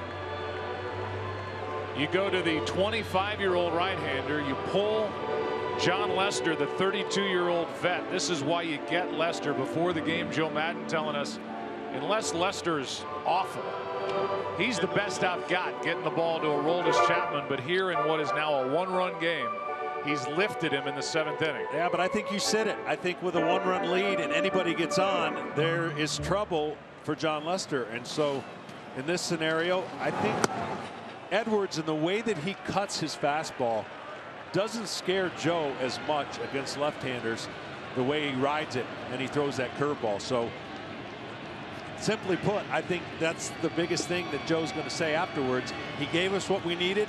We need to get 1 inning, and then we're turning it over to Chapman. And it may not even be a full inning. Chapman's getting ready right now. 1-run lead Chicago in game 5, down 3-1. Here's Santana. Takes inside from Edwards. Santana hit a line drive laser home run into right field last night, hitting left-handed.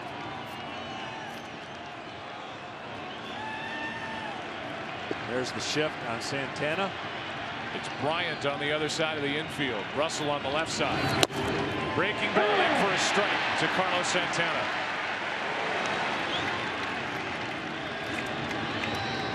We're in the 7th, and Chapman is getting ready.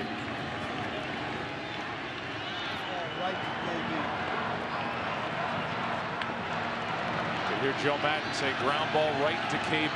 That's what he's hoping for. That's Chris Bryant.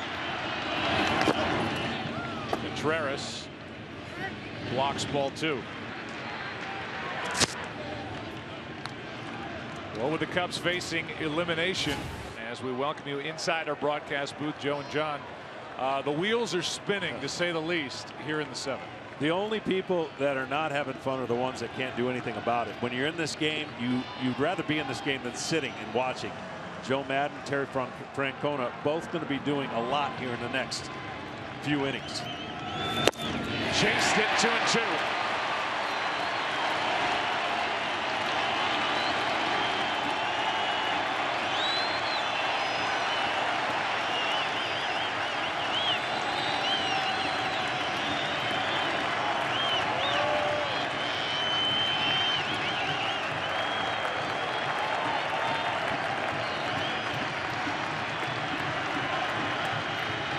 Carlos Santana.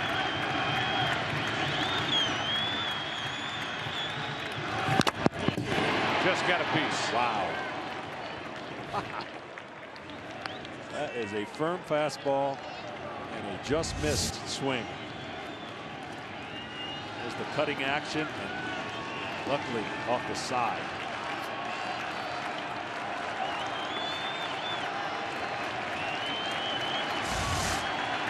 Another 2-2 pitch.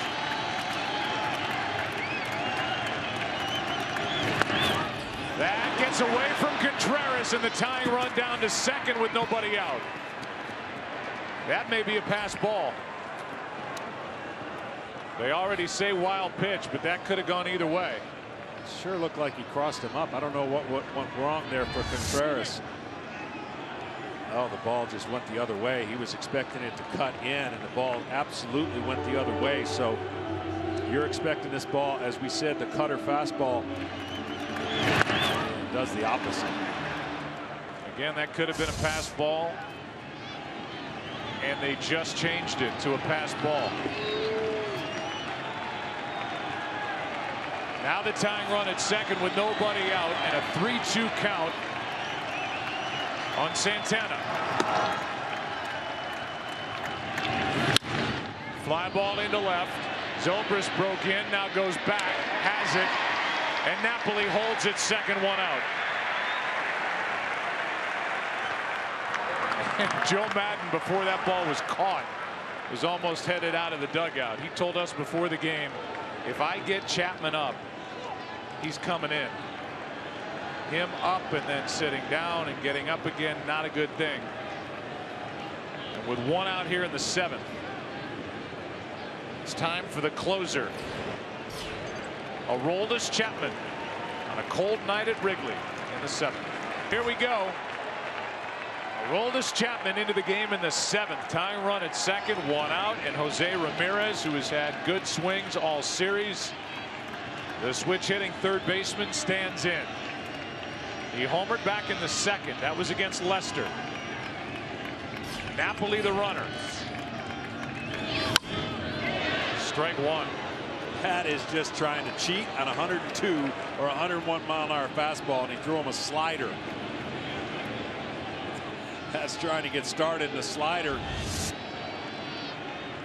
which Chapman has thrown a lot more of in the last outing or two.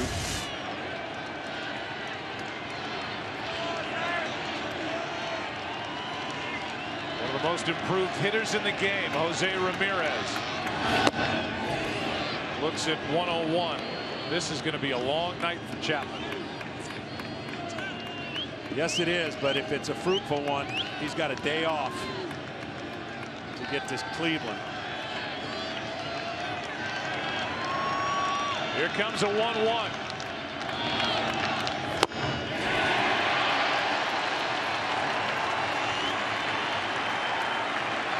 That's been a problem.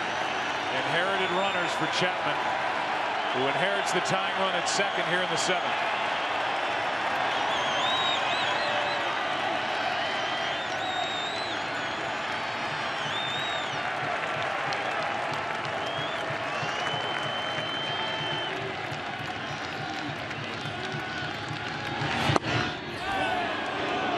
Really an unfair statistic. They almost need to do that to inherited runners without getting an out. He came in with the bases loaded, nobody out, struck out two guys, and then gave up a couple of those in what was really an impossible situation against the Dodgers. Gonzalez got him for a single up the middle.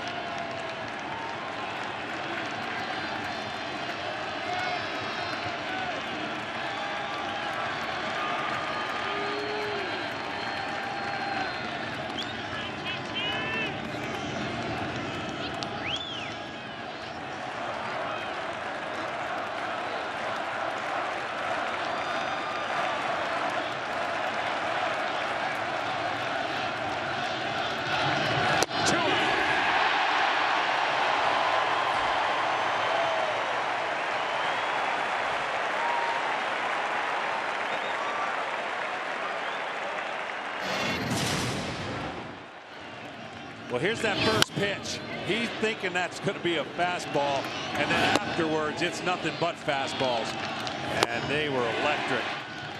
This is so hard to do and so hard to hit. A guy who throws this firm and has such a big extension, 6.53 or beyond extension, and then petrol, gasoline.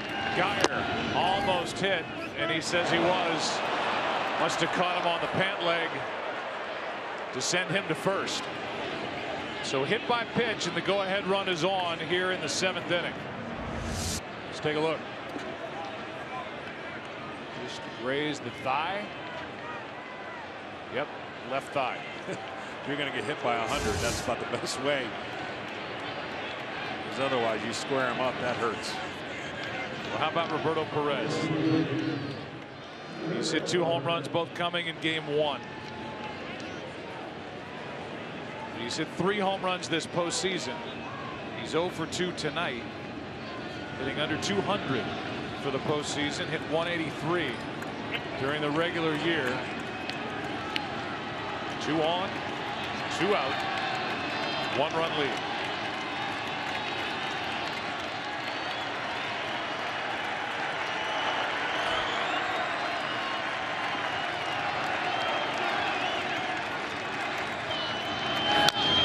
Good swing by Perez, but strike 1. In case you're wondering, for Aroldis Chapman, his longest outing out of the bullpen, 2 1/3 innings. He's trying to go 2 2/3 here tonight. It would be huge.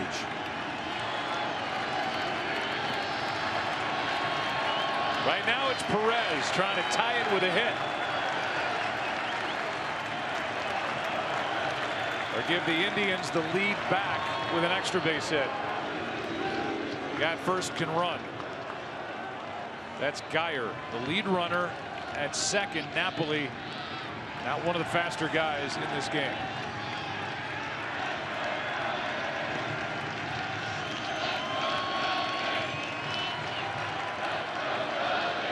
Contreras is summoned to the mound by Chapman.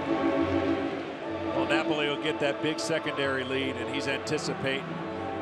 As soon as he sees the swing and contact, he's going. With the exception of Hayward, I don't know if anybody would be able to throw him out at home plate unless it was a rocket, one hopper to Zobrist. Fowler playing pretty deep.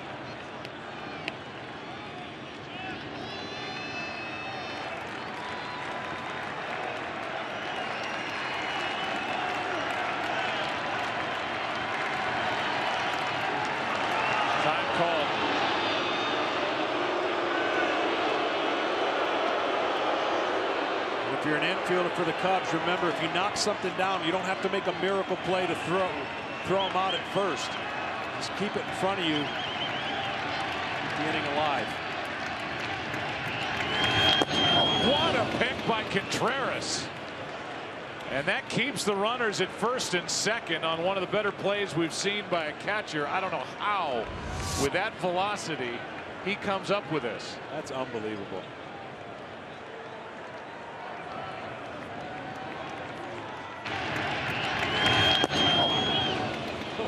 It's like a magic trick.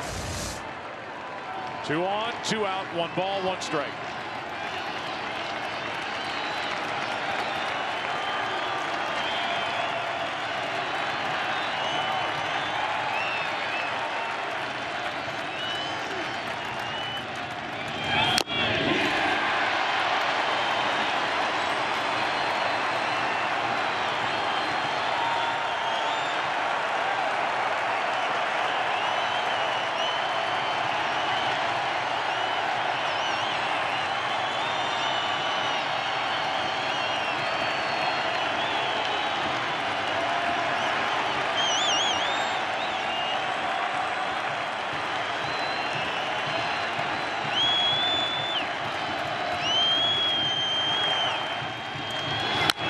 To the second baseman, Baez. Chapman out of trouble.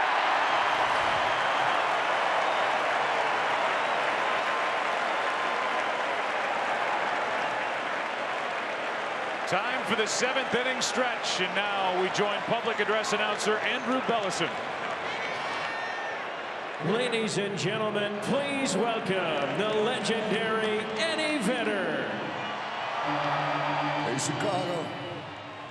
Look at this. Look at you. Wrigleyville is full. It's October 30th, and there's baseball at Wrigley Field for the first time in history. I know we want to thank Theo and Tom and Joe and the team for bringing the World Series to Wrigley Field 2016. And there's one guy in particular I want to sing my ass for, and he's number 3. He's behind the plate. He may retire, but he'll never quit. Mr. David Ross, I'd like to belt this one out for you. It's his last game at Wrigley. Let's sing it for him. Let's sing it with Harry.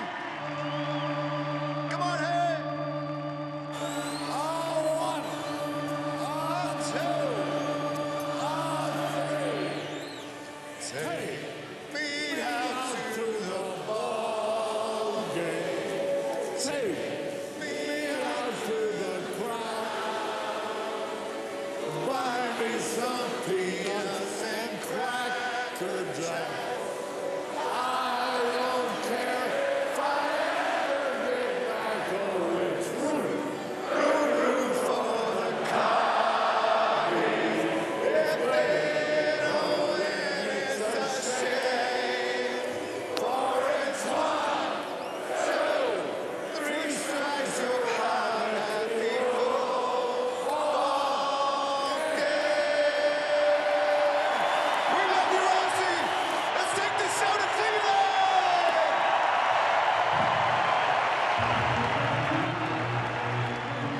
I love you, man.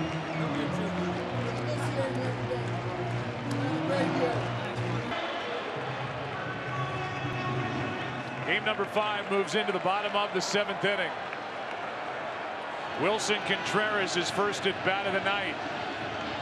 Shaw back to work, strike 1.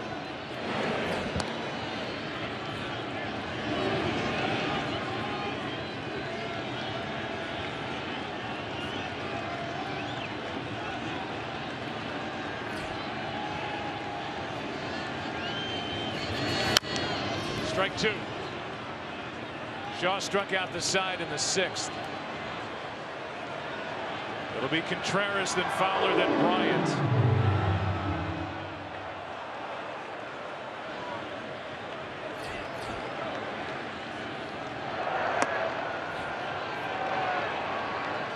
The lights out closer for Cleveland getting loose. Cody Allen. Ball 1. That inning now. Crowd feeling better, and Chapman trying to find a way to get 6 more outs, as you called it, 8 in this case. 2-2.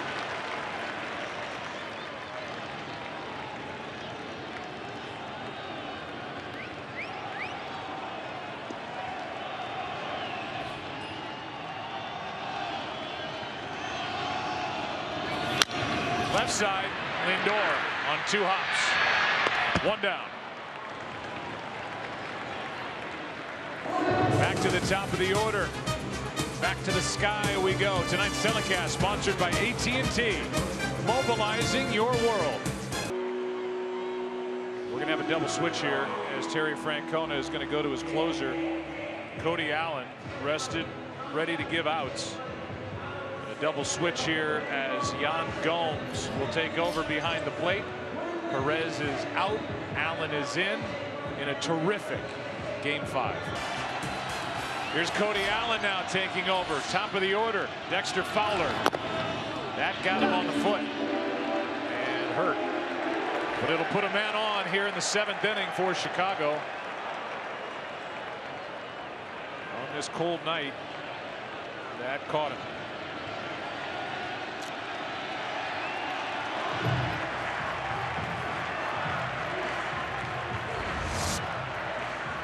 It's that power breaking ball. You see the top of the foot, like you said.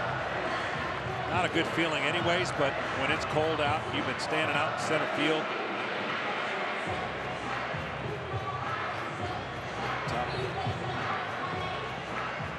Top of the foot. He's obviously a great base runner and is dying to stay in this game and play the outfield. But I don't know.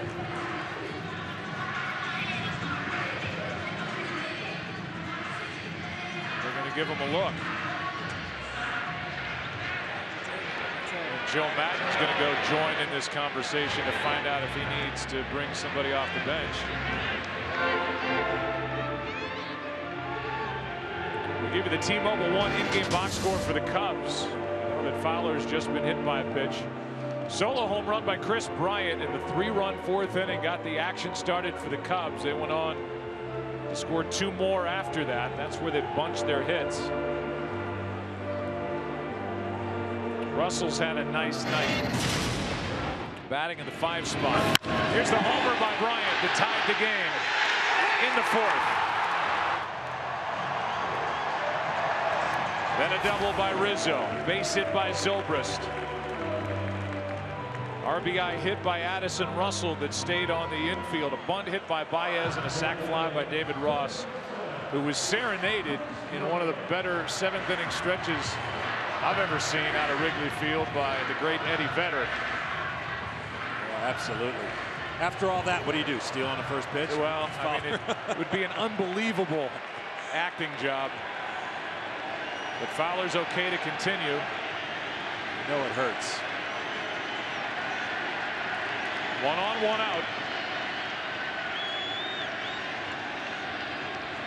Big hole on the right side of the infield. Bryant trying to ride one out of here. I told you Gomes took over behind the plate. Double switch, and that means that the pitcher is batting in the number 8 spot. Gomes will lead off in the top of the 8th, batting 9th. These are just stupid numbers, by the way. I mean, as close as you could be to what Kansas City and the model they had out of the pen.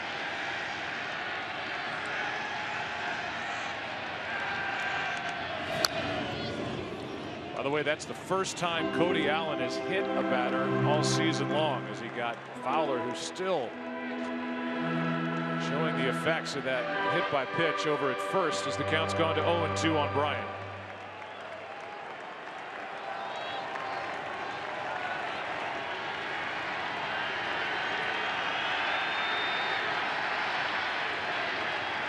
Both closers in the game in the 7th.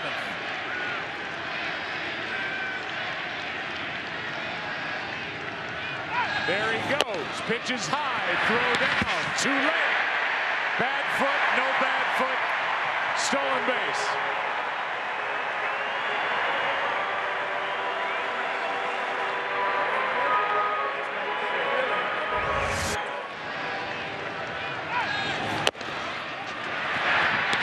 Short hop, but he beat him.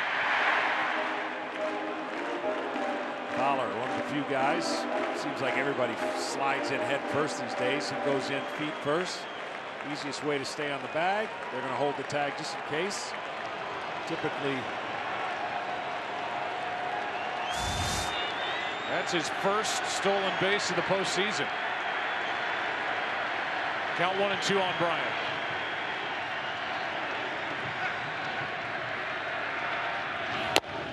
That's strike 3. 2 out.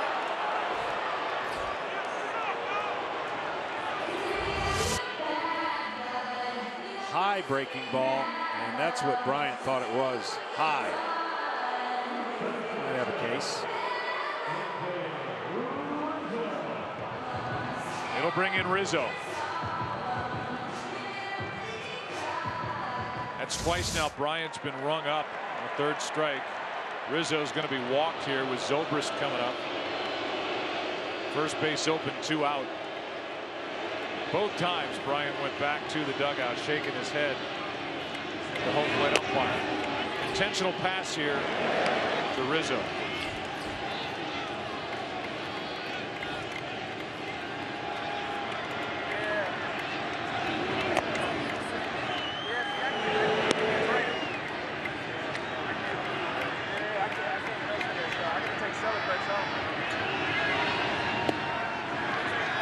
Put 2 on with 2 out. The World Series is sponsored by Chevrolet, the official vehicle of Major League Baseball. Chevrolet has earned more 2016 J.D. Power Dependability Awards than any other brand. Learn more at Chevrolet.com. It'll be Zobrist. Now Allen is a closer for the Cleveland Indians. Terry Francona does have Andrew Miller available tonight. if they have to get to that. A little different story than for Joe Maddon and the Cubs in their bullpen, as they've used their best Chapman already. Zobrist usually doesn't like swinging at the first pitch, but he's not going to get a lot of fastballs. I would anticipate a lot of curveballs. So if he sees a fastball in the area, he should let it go. The power curveball is going to be the way to get Zobrist out if you're Cody Allen. All the while, Aroldis Chapman's been sitting in the dugout or trying to stay loose underneath on this cold night. 2 on, 2 out.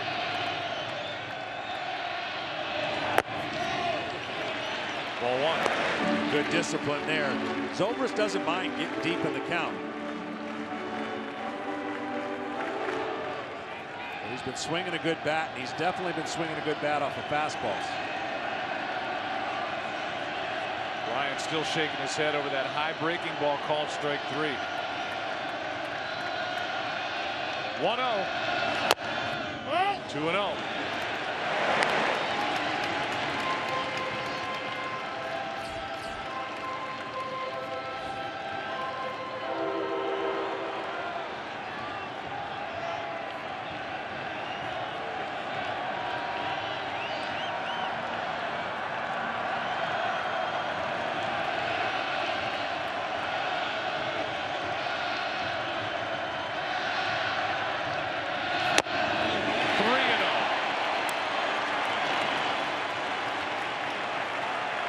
Addison Russell on deck.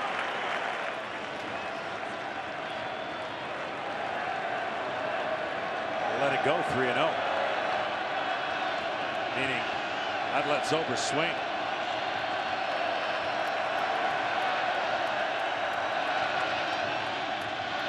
He's done once in this game, and he does it again. This time he comes up empty.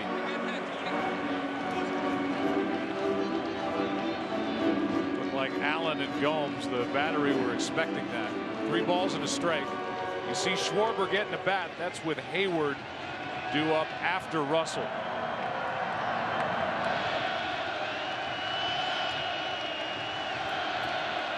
The 2 out in the inning with runners at first and second. 3-1 pitch. Popped up out behind short, and Lindor wants it, has it. Cody Allen gets out of trouble in the 7th. 8th inning rolls in. 9 1 and 2 hitters coming up for the Indians, who trail by 1. 8th inning. 3-2. Cubs on top. First pitch swinging is Yan Gomes, who is at the plate for the first time tonight. 0 for 1 in this postseason. That came in this World Series. There's his regular year. Couldn't stay healthy. Fought his way back to the active roster in September. Here he is, trying to lead off the 8th with something in the hole 0-2. Chapman is asked to get 8 outs tonight. He's got 2 so far. Pumping in fastballs, saying good luck to you.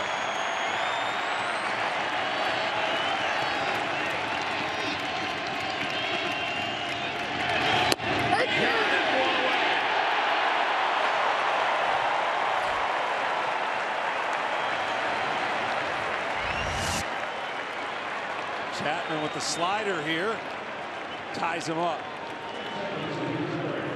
Just so you know, for this season, regular and post, opponents have hit 151 against the Chapman fastball, 235 against the Chapman slider, and he just locked up Yan Gomes. I mean, I know it's nice to have a secondary pitch, but when they can't hit the first pitch, you don't really need a secondary pitch. Ball 1 inside to Davis. Sometimes he's going to give you a chance with that slider. If you can't catch up to the heater and it's in the wrong spot, it does you a favor. A single, a steal, and a run scored by Davis in the 6th. Rajay takes high for ball 2. If he can get on, he can use his speed. Chapman does not hold runners all that well either. Kipnis on deck.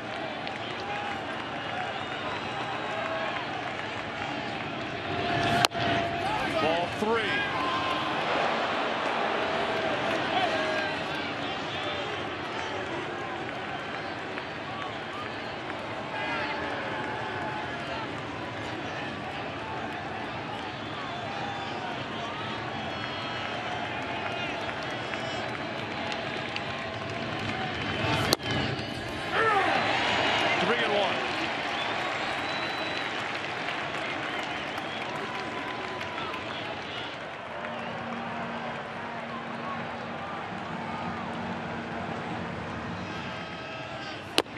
strike 2. Crowd once again.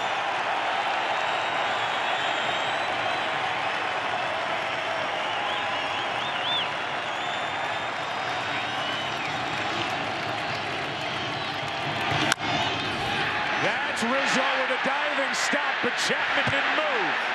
And the tying run is on. Chapman got caught watching.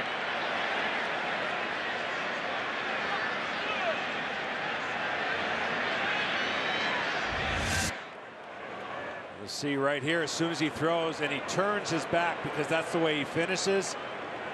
And it was way too late at that point. Davis could flat out fly.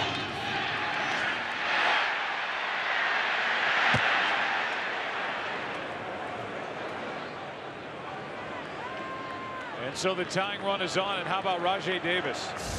Came in 1 for 23 in the postseason, was 1 for 25 before the 6th inning single and steal.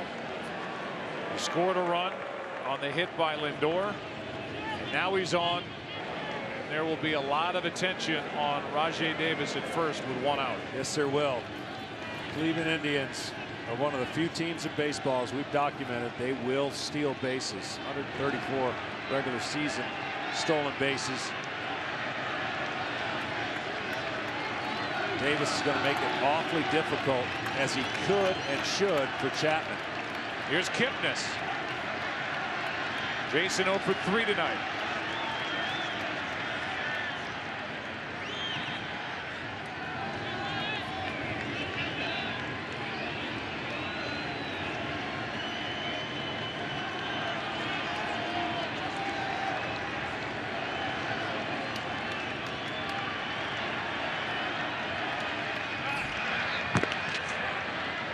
I just love this time of the year more than anything. I mean, I loved it when I was a player out there. Everything matters. Tension, crowd, every pitch is big. Of course, for the Cubs, it's magnified because they're down 3-1, but it just doesn't get any better than this right here.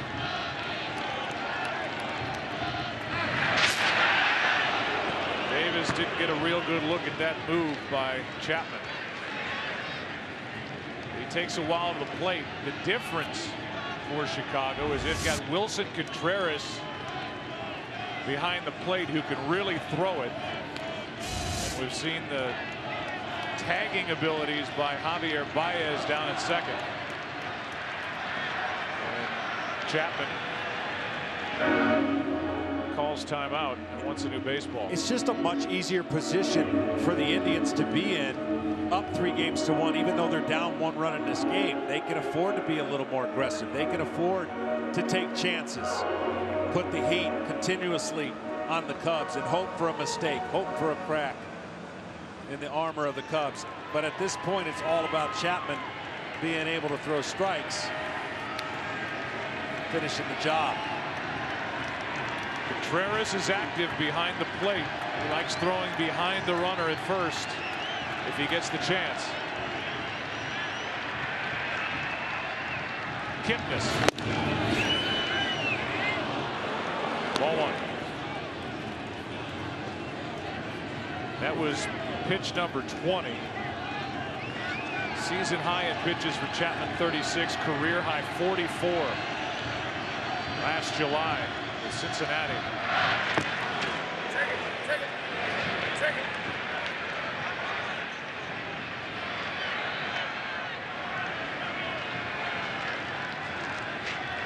After that ball bounced over to first, the Indians were saying check the ball. Joe West alerted the home plate umpire, Tony Randazzo. They got Chapman's attention. He threw the ball out.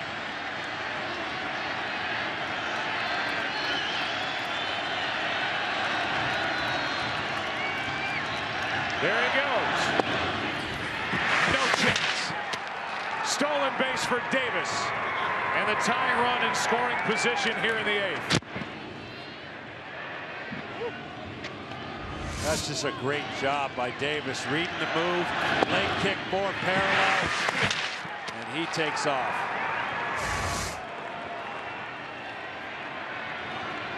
What a nice addition to this Cleveland team, Rajai Davis. who led the American League in stolen bases at the age of 35, and he's got 2 big ones here tonight.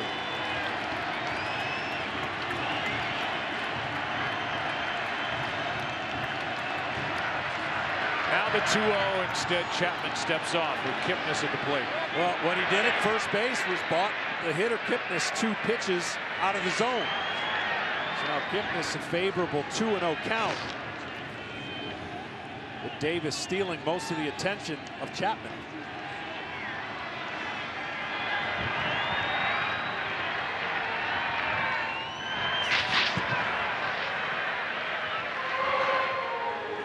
Now Contreras will go out to talk, and Baez will come in. And according to Joe Madden, the Cubs manager, Baez has the ability in these little meetings to say the right thing to Chapman, get him to laugh, get him to lighten up, and back to his position he goes. Well, there's a couple ways to put a pick off if you're a middle infielder, and of course Baez is going to be the only one because Russell's playing on the opposite side, not thinking that Kipnis can pull the fastball of Chapman. You do daylight, or there's a pick play, and a pick play can come from the catcher or a sign from the infielder. Daylight is when he takes off to second, you turn and spin trying to pick him off.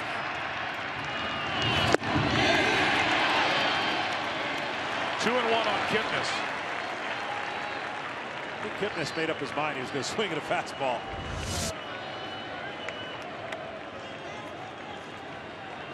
Such life on these pitches. Wilson Contreras glad to corral that.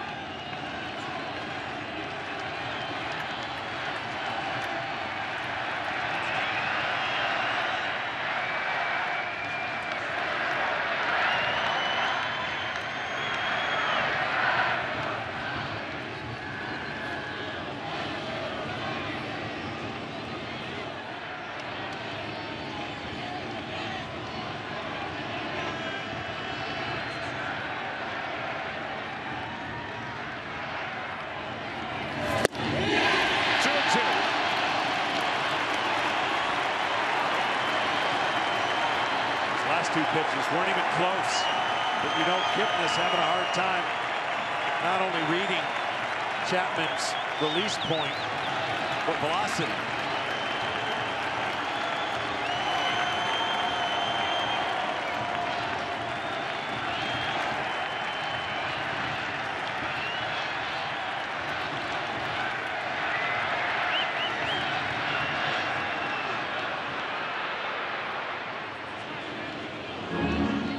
Another visit. T-Mobile One lets MLB fans always stay connected to the game they love with unlimited LTE data. Welcome to Unlimited Baseball. And welcome to heart-pounding baseball here in the 8th. Oh, this crowd has been standing, pleading, hoping. Kipnis takes ball 3.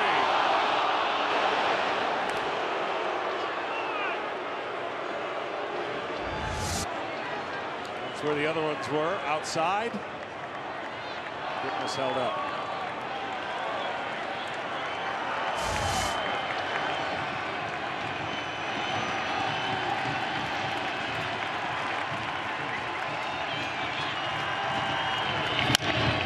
Popped up. Zobrist coming in. That one almost popped out. Had to make sure down the line and left. 2 out. Well, the hard part for Zobrist was getting awfully close to the bullpen mound. You know, part of him was worried when he was going to hit that, and as he hits that with his foot, it just might have caused him to take his eye off the glove and the ball just a fraction.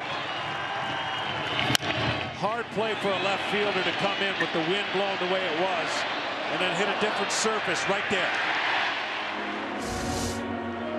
It's a foul ball for the out, and now it's Lindor with Napoli on deck.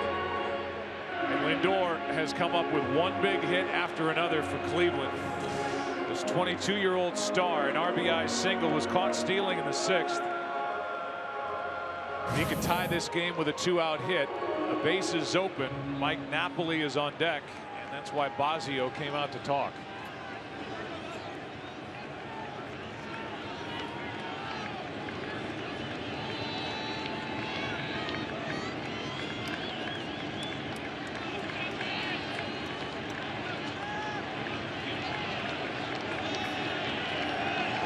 .444 hitting in this World Series. There's the tying run, 2 out, 8th inning. There goes Davis. And he just walks into third base with another steal.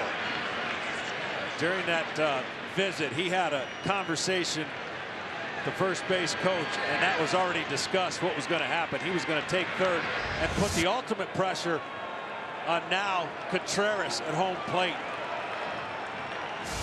Here comes a 1-0 pitch. Tying run is 90 feet away.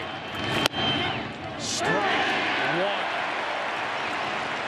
The one thing Lindor has going for him, he's quiet, and as long as he doesn't take a really big swing, he has a chance against Chapman. They went with the slider there.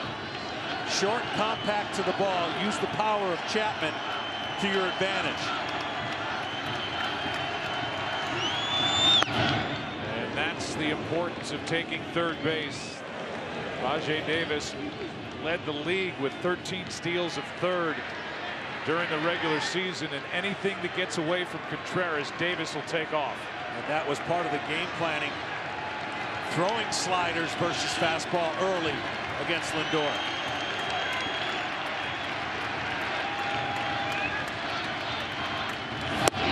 Strike 2.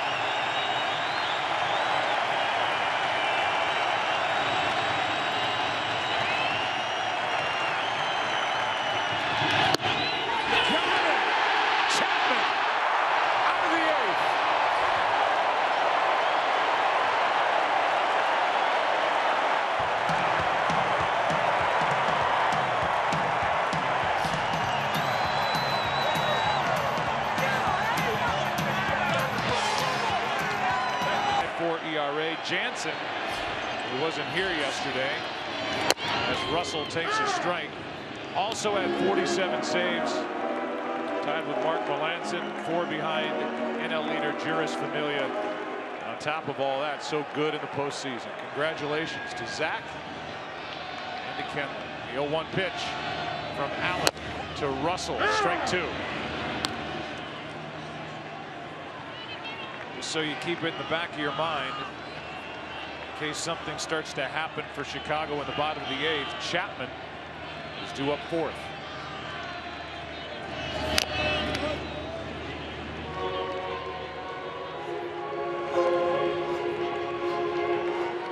Cody Allen got around to hit batsman.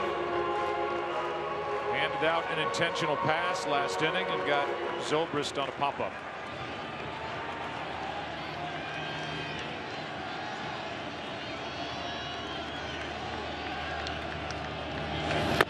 Struck him out, 1 away. Second strikeout for Allen. Tonight's telecast is sponsored by T-Mobile One. Welcome to Unlimited Baseball.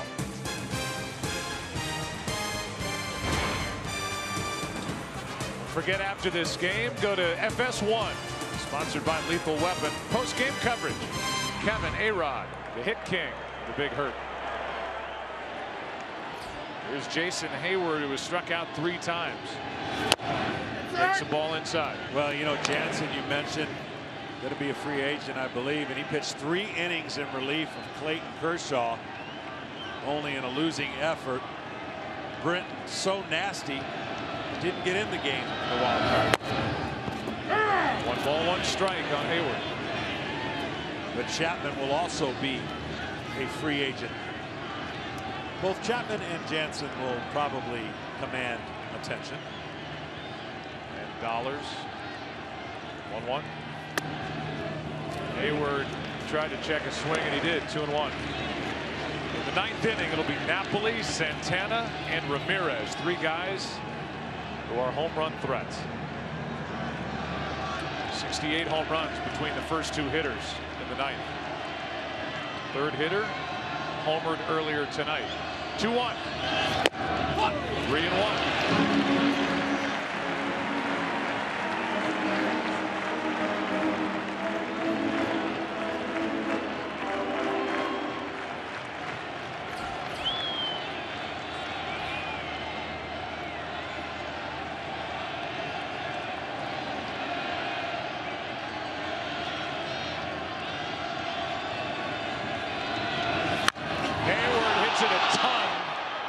calls it foul.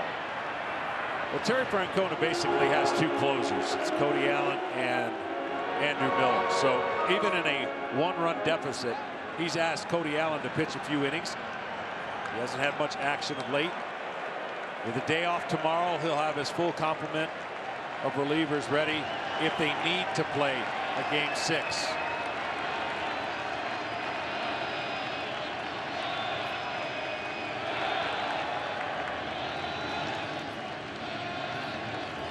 Aroldis Chapman has thrown 30 pitches so far after coming into this game in the 7th. He set his career high 44 out of the bullpen. That's foul. But those other appearances weren't in Game 5 of the World Series with his team facing elimination. No, they weren't, and certainly his previous experience is coming in with less room for error. At least tonight, one runner on, and he was able to get out of that.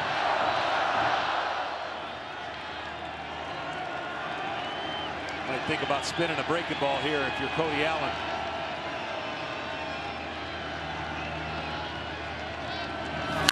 Hayward hits a bullet into right center. On with one out in the 8th. Hayward was getting too good of swings off the fastball for my liking, and they went with a 3-2 fastball, and they went away, and he was able to hit a bullet past Kipnis.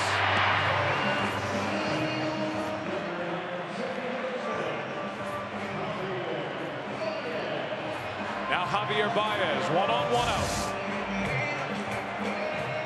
Again, it's Chapman, the next hitter.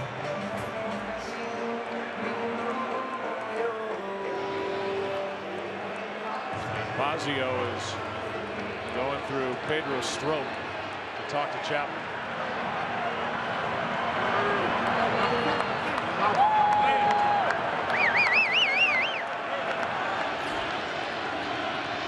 Baez. Hayward goes. Swing and a miss. Throw down. Not in time. Stolen base.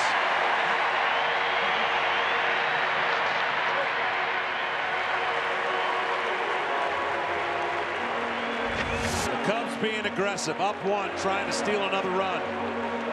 Using the formula and a late slide, kind of a awkward slide as he tried to avoid the tag, but the ball gets by him, and then he lands on it.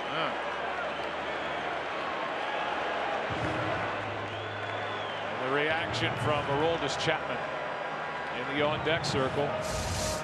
He doesn't look too stressed down there, and now Mickey Callaway, pitching coach, is going to come out and talk.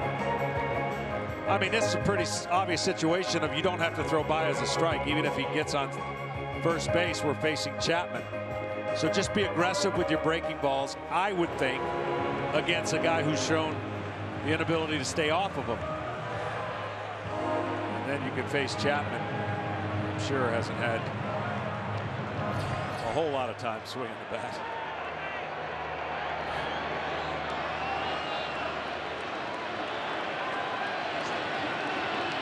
Oh, 0-1 the count on Baez. It's a big run sitting out there for Chicago. That's a strike, and it's 0-2. Now don't throw it anywhere close to the strike zone.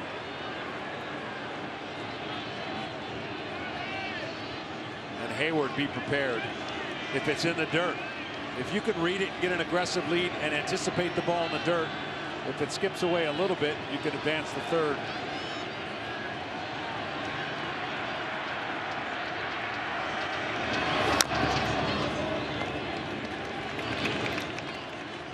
I mean, the hardest part for Baez is to anticipate the ball up and not think it's going to be a fastball.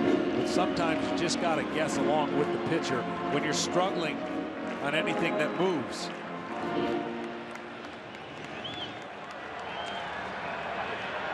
Just not that easy until you learn. He will learn a lot. Having gone through this, I can promise you.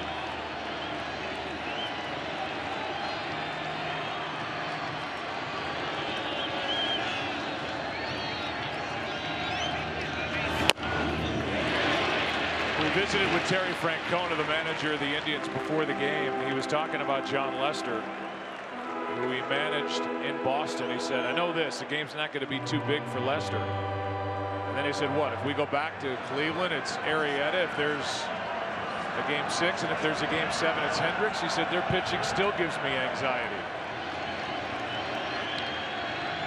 Here's a 1-2. 2-2.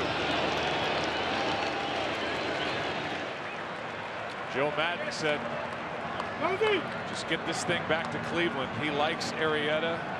Game 6, we take on Josh Tomlin, who was so good here 2 nights ago on Tuesday night in Cleveland. Spin it. Breaking ball.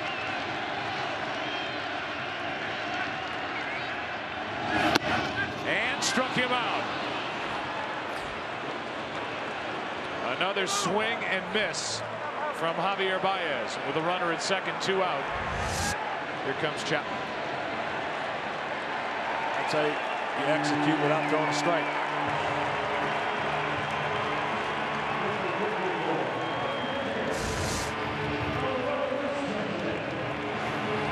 There are certain guys when they walk into a clubhouse that just look different than the rest. And that's Aroldis Chapman for the Cubs. As Joe Maddon said, he's like wrapped steel. He is as strong a baseball player as you'll find. Yeah, and a great athlete. He's not a guy that just throws 100. They ask him for a hit. Ball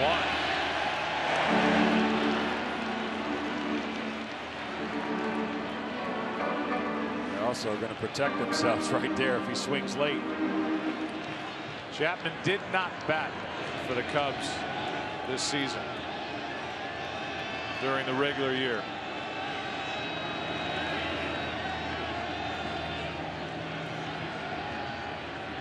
The 1-0 pitch inside corner. He's got half of it down. He looks hitterish. He does. Good stance.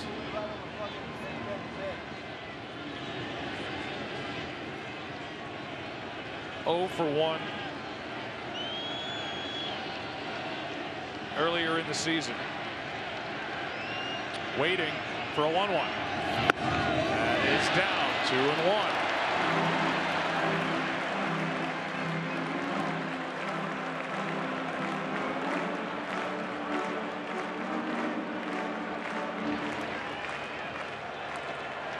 Third career plate appearance for Aroldis Chapman. He's 0 for 2.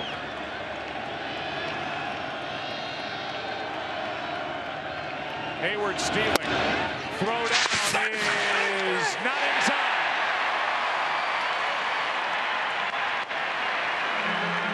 And the count's 2-2 on Chapman.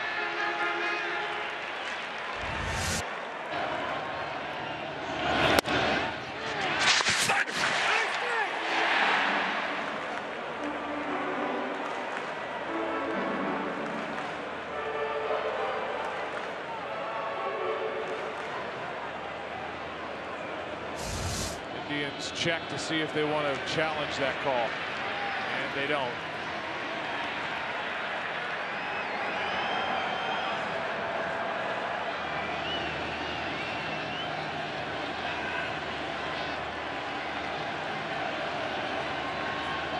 Hayward at third, 2 out. Cubs by 1. A strikeout ends the inning and sends Game 5 into the ninth. The 3 guys coming up, Napoli, Santana, Ramirez, combined 1 for 7. Their careers against Chapman. Let's go to the ninth.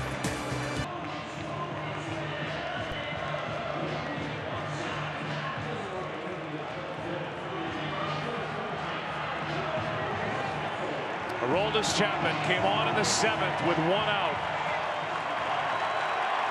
He got out of the 7th, pitched a scoreless 8th. And tries to work a scoreless 9th to send the World Series back to Cleveland. Ball 1 to Mike Napoli. He's got to go through some thunder. Napoli and Santana. Back-to-back guys who each hit 34 home runs during the regular season. One-run Cub lead in Game 5. Strike one. The last home run Aroldis Chapman allowed was June 18th of this year to Kurt Suzuki of the Twins. He has seen 201 batters since.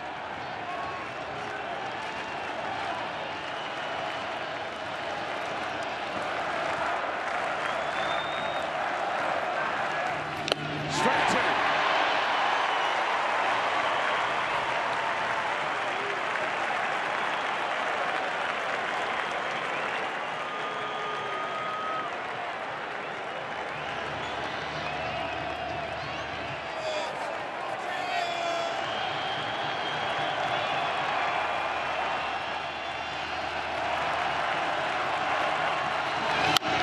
Off the end of the bat, Russell. One.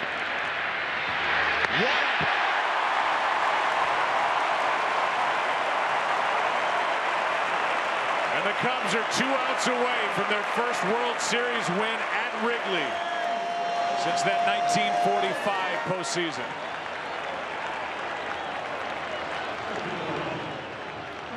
Here's Santana.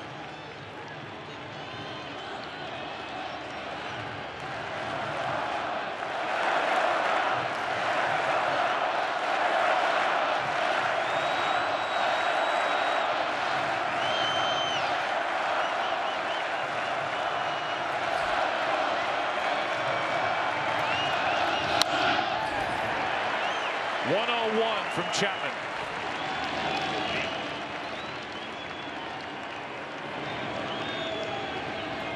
Carlos hit 34 home runs, but 30 of those home runs came left-handed during the regular season. Chapman's done a nice job. He hasn't been too inconsistent with his fastball early on, mixing in a couple sliders. But now sensing a normal 9th inning, even though it's unnormal in the fact that this is the 3rd time he's entered the game, really. 7th, 8th, and now the 9th. The 0-1 pitch. Ball one. Still in triple digits, as he has tied his season high for pitches. Still 8 away from his career high.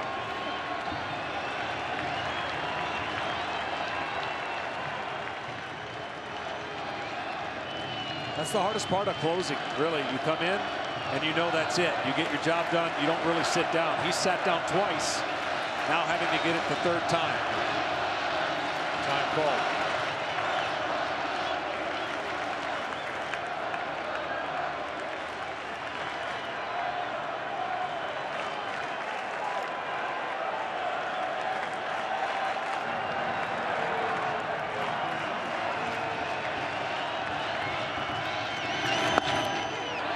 Two balls and a strike.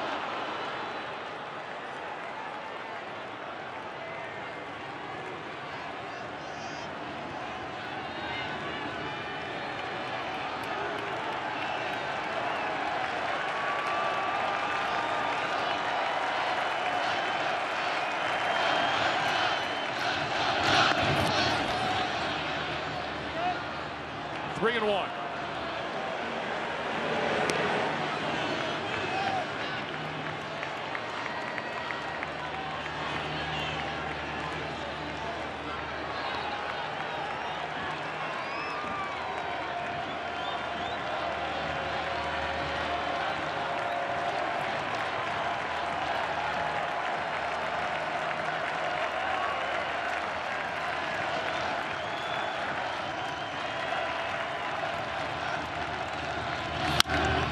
Popped up right side. Hayward coming to get it. He says stay away.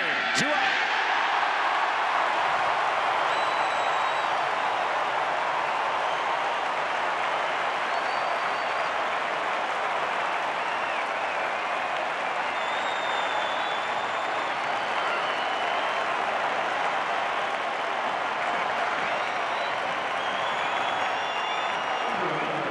And the first man Aroldis Chapman faced tonight, Jose Ramirez. Chapman hoping will be his last faced tonight. Quite a job it would be if that is the case.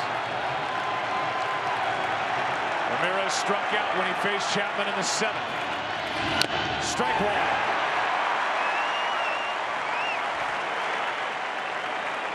I would think with 2 strikes, he saved his best fastball for last. If he gets to 2 strikes.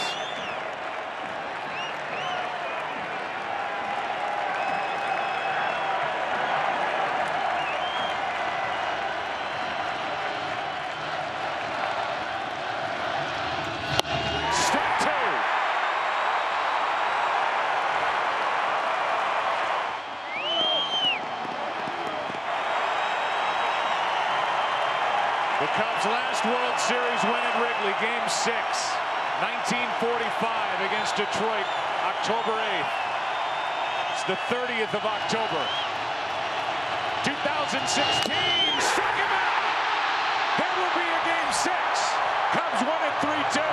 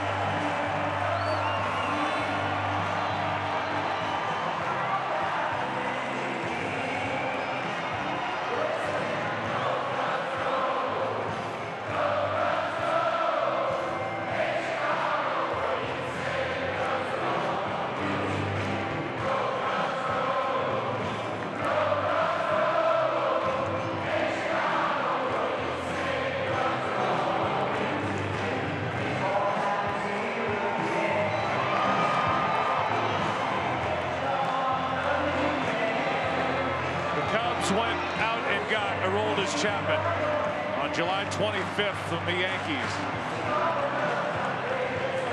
They gave 4 players to get the future free agent.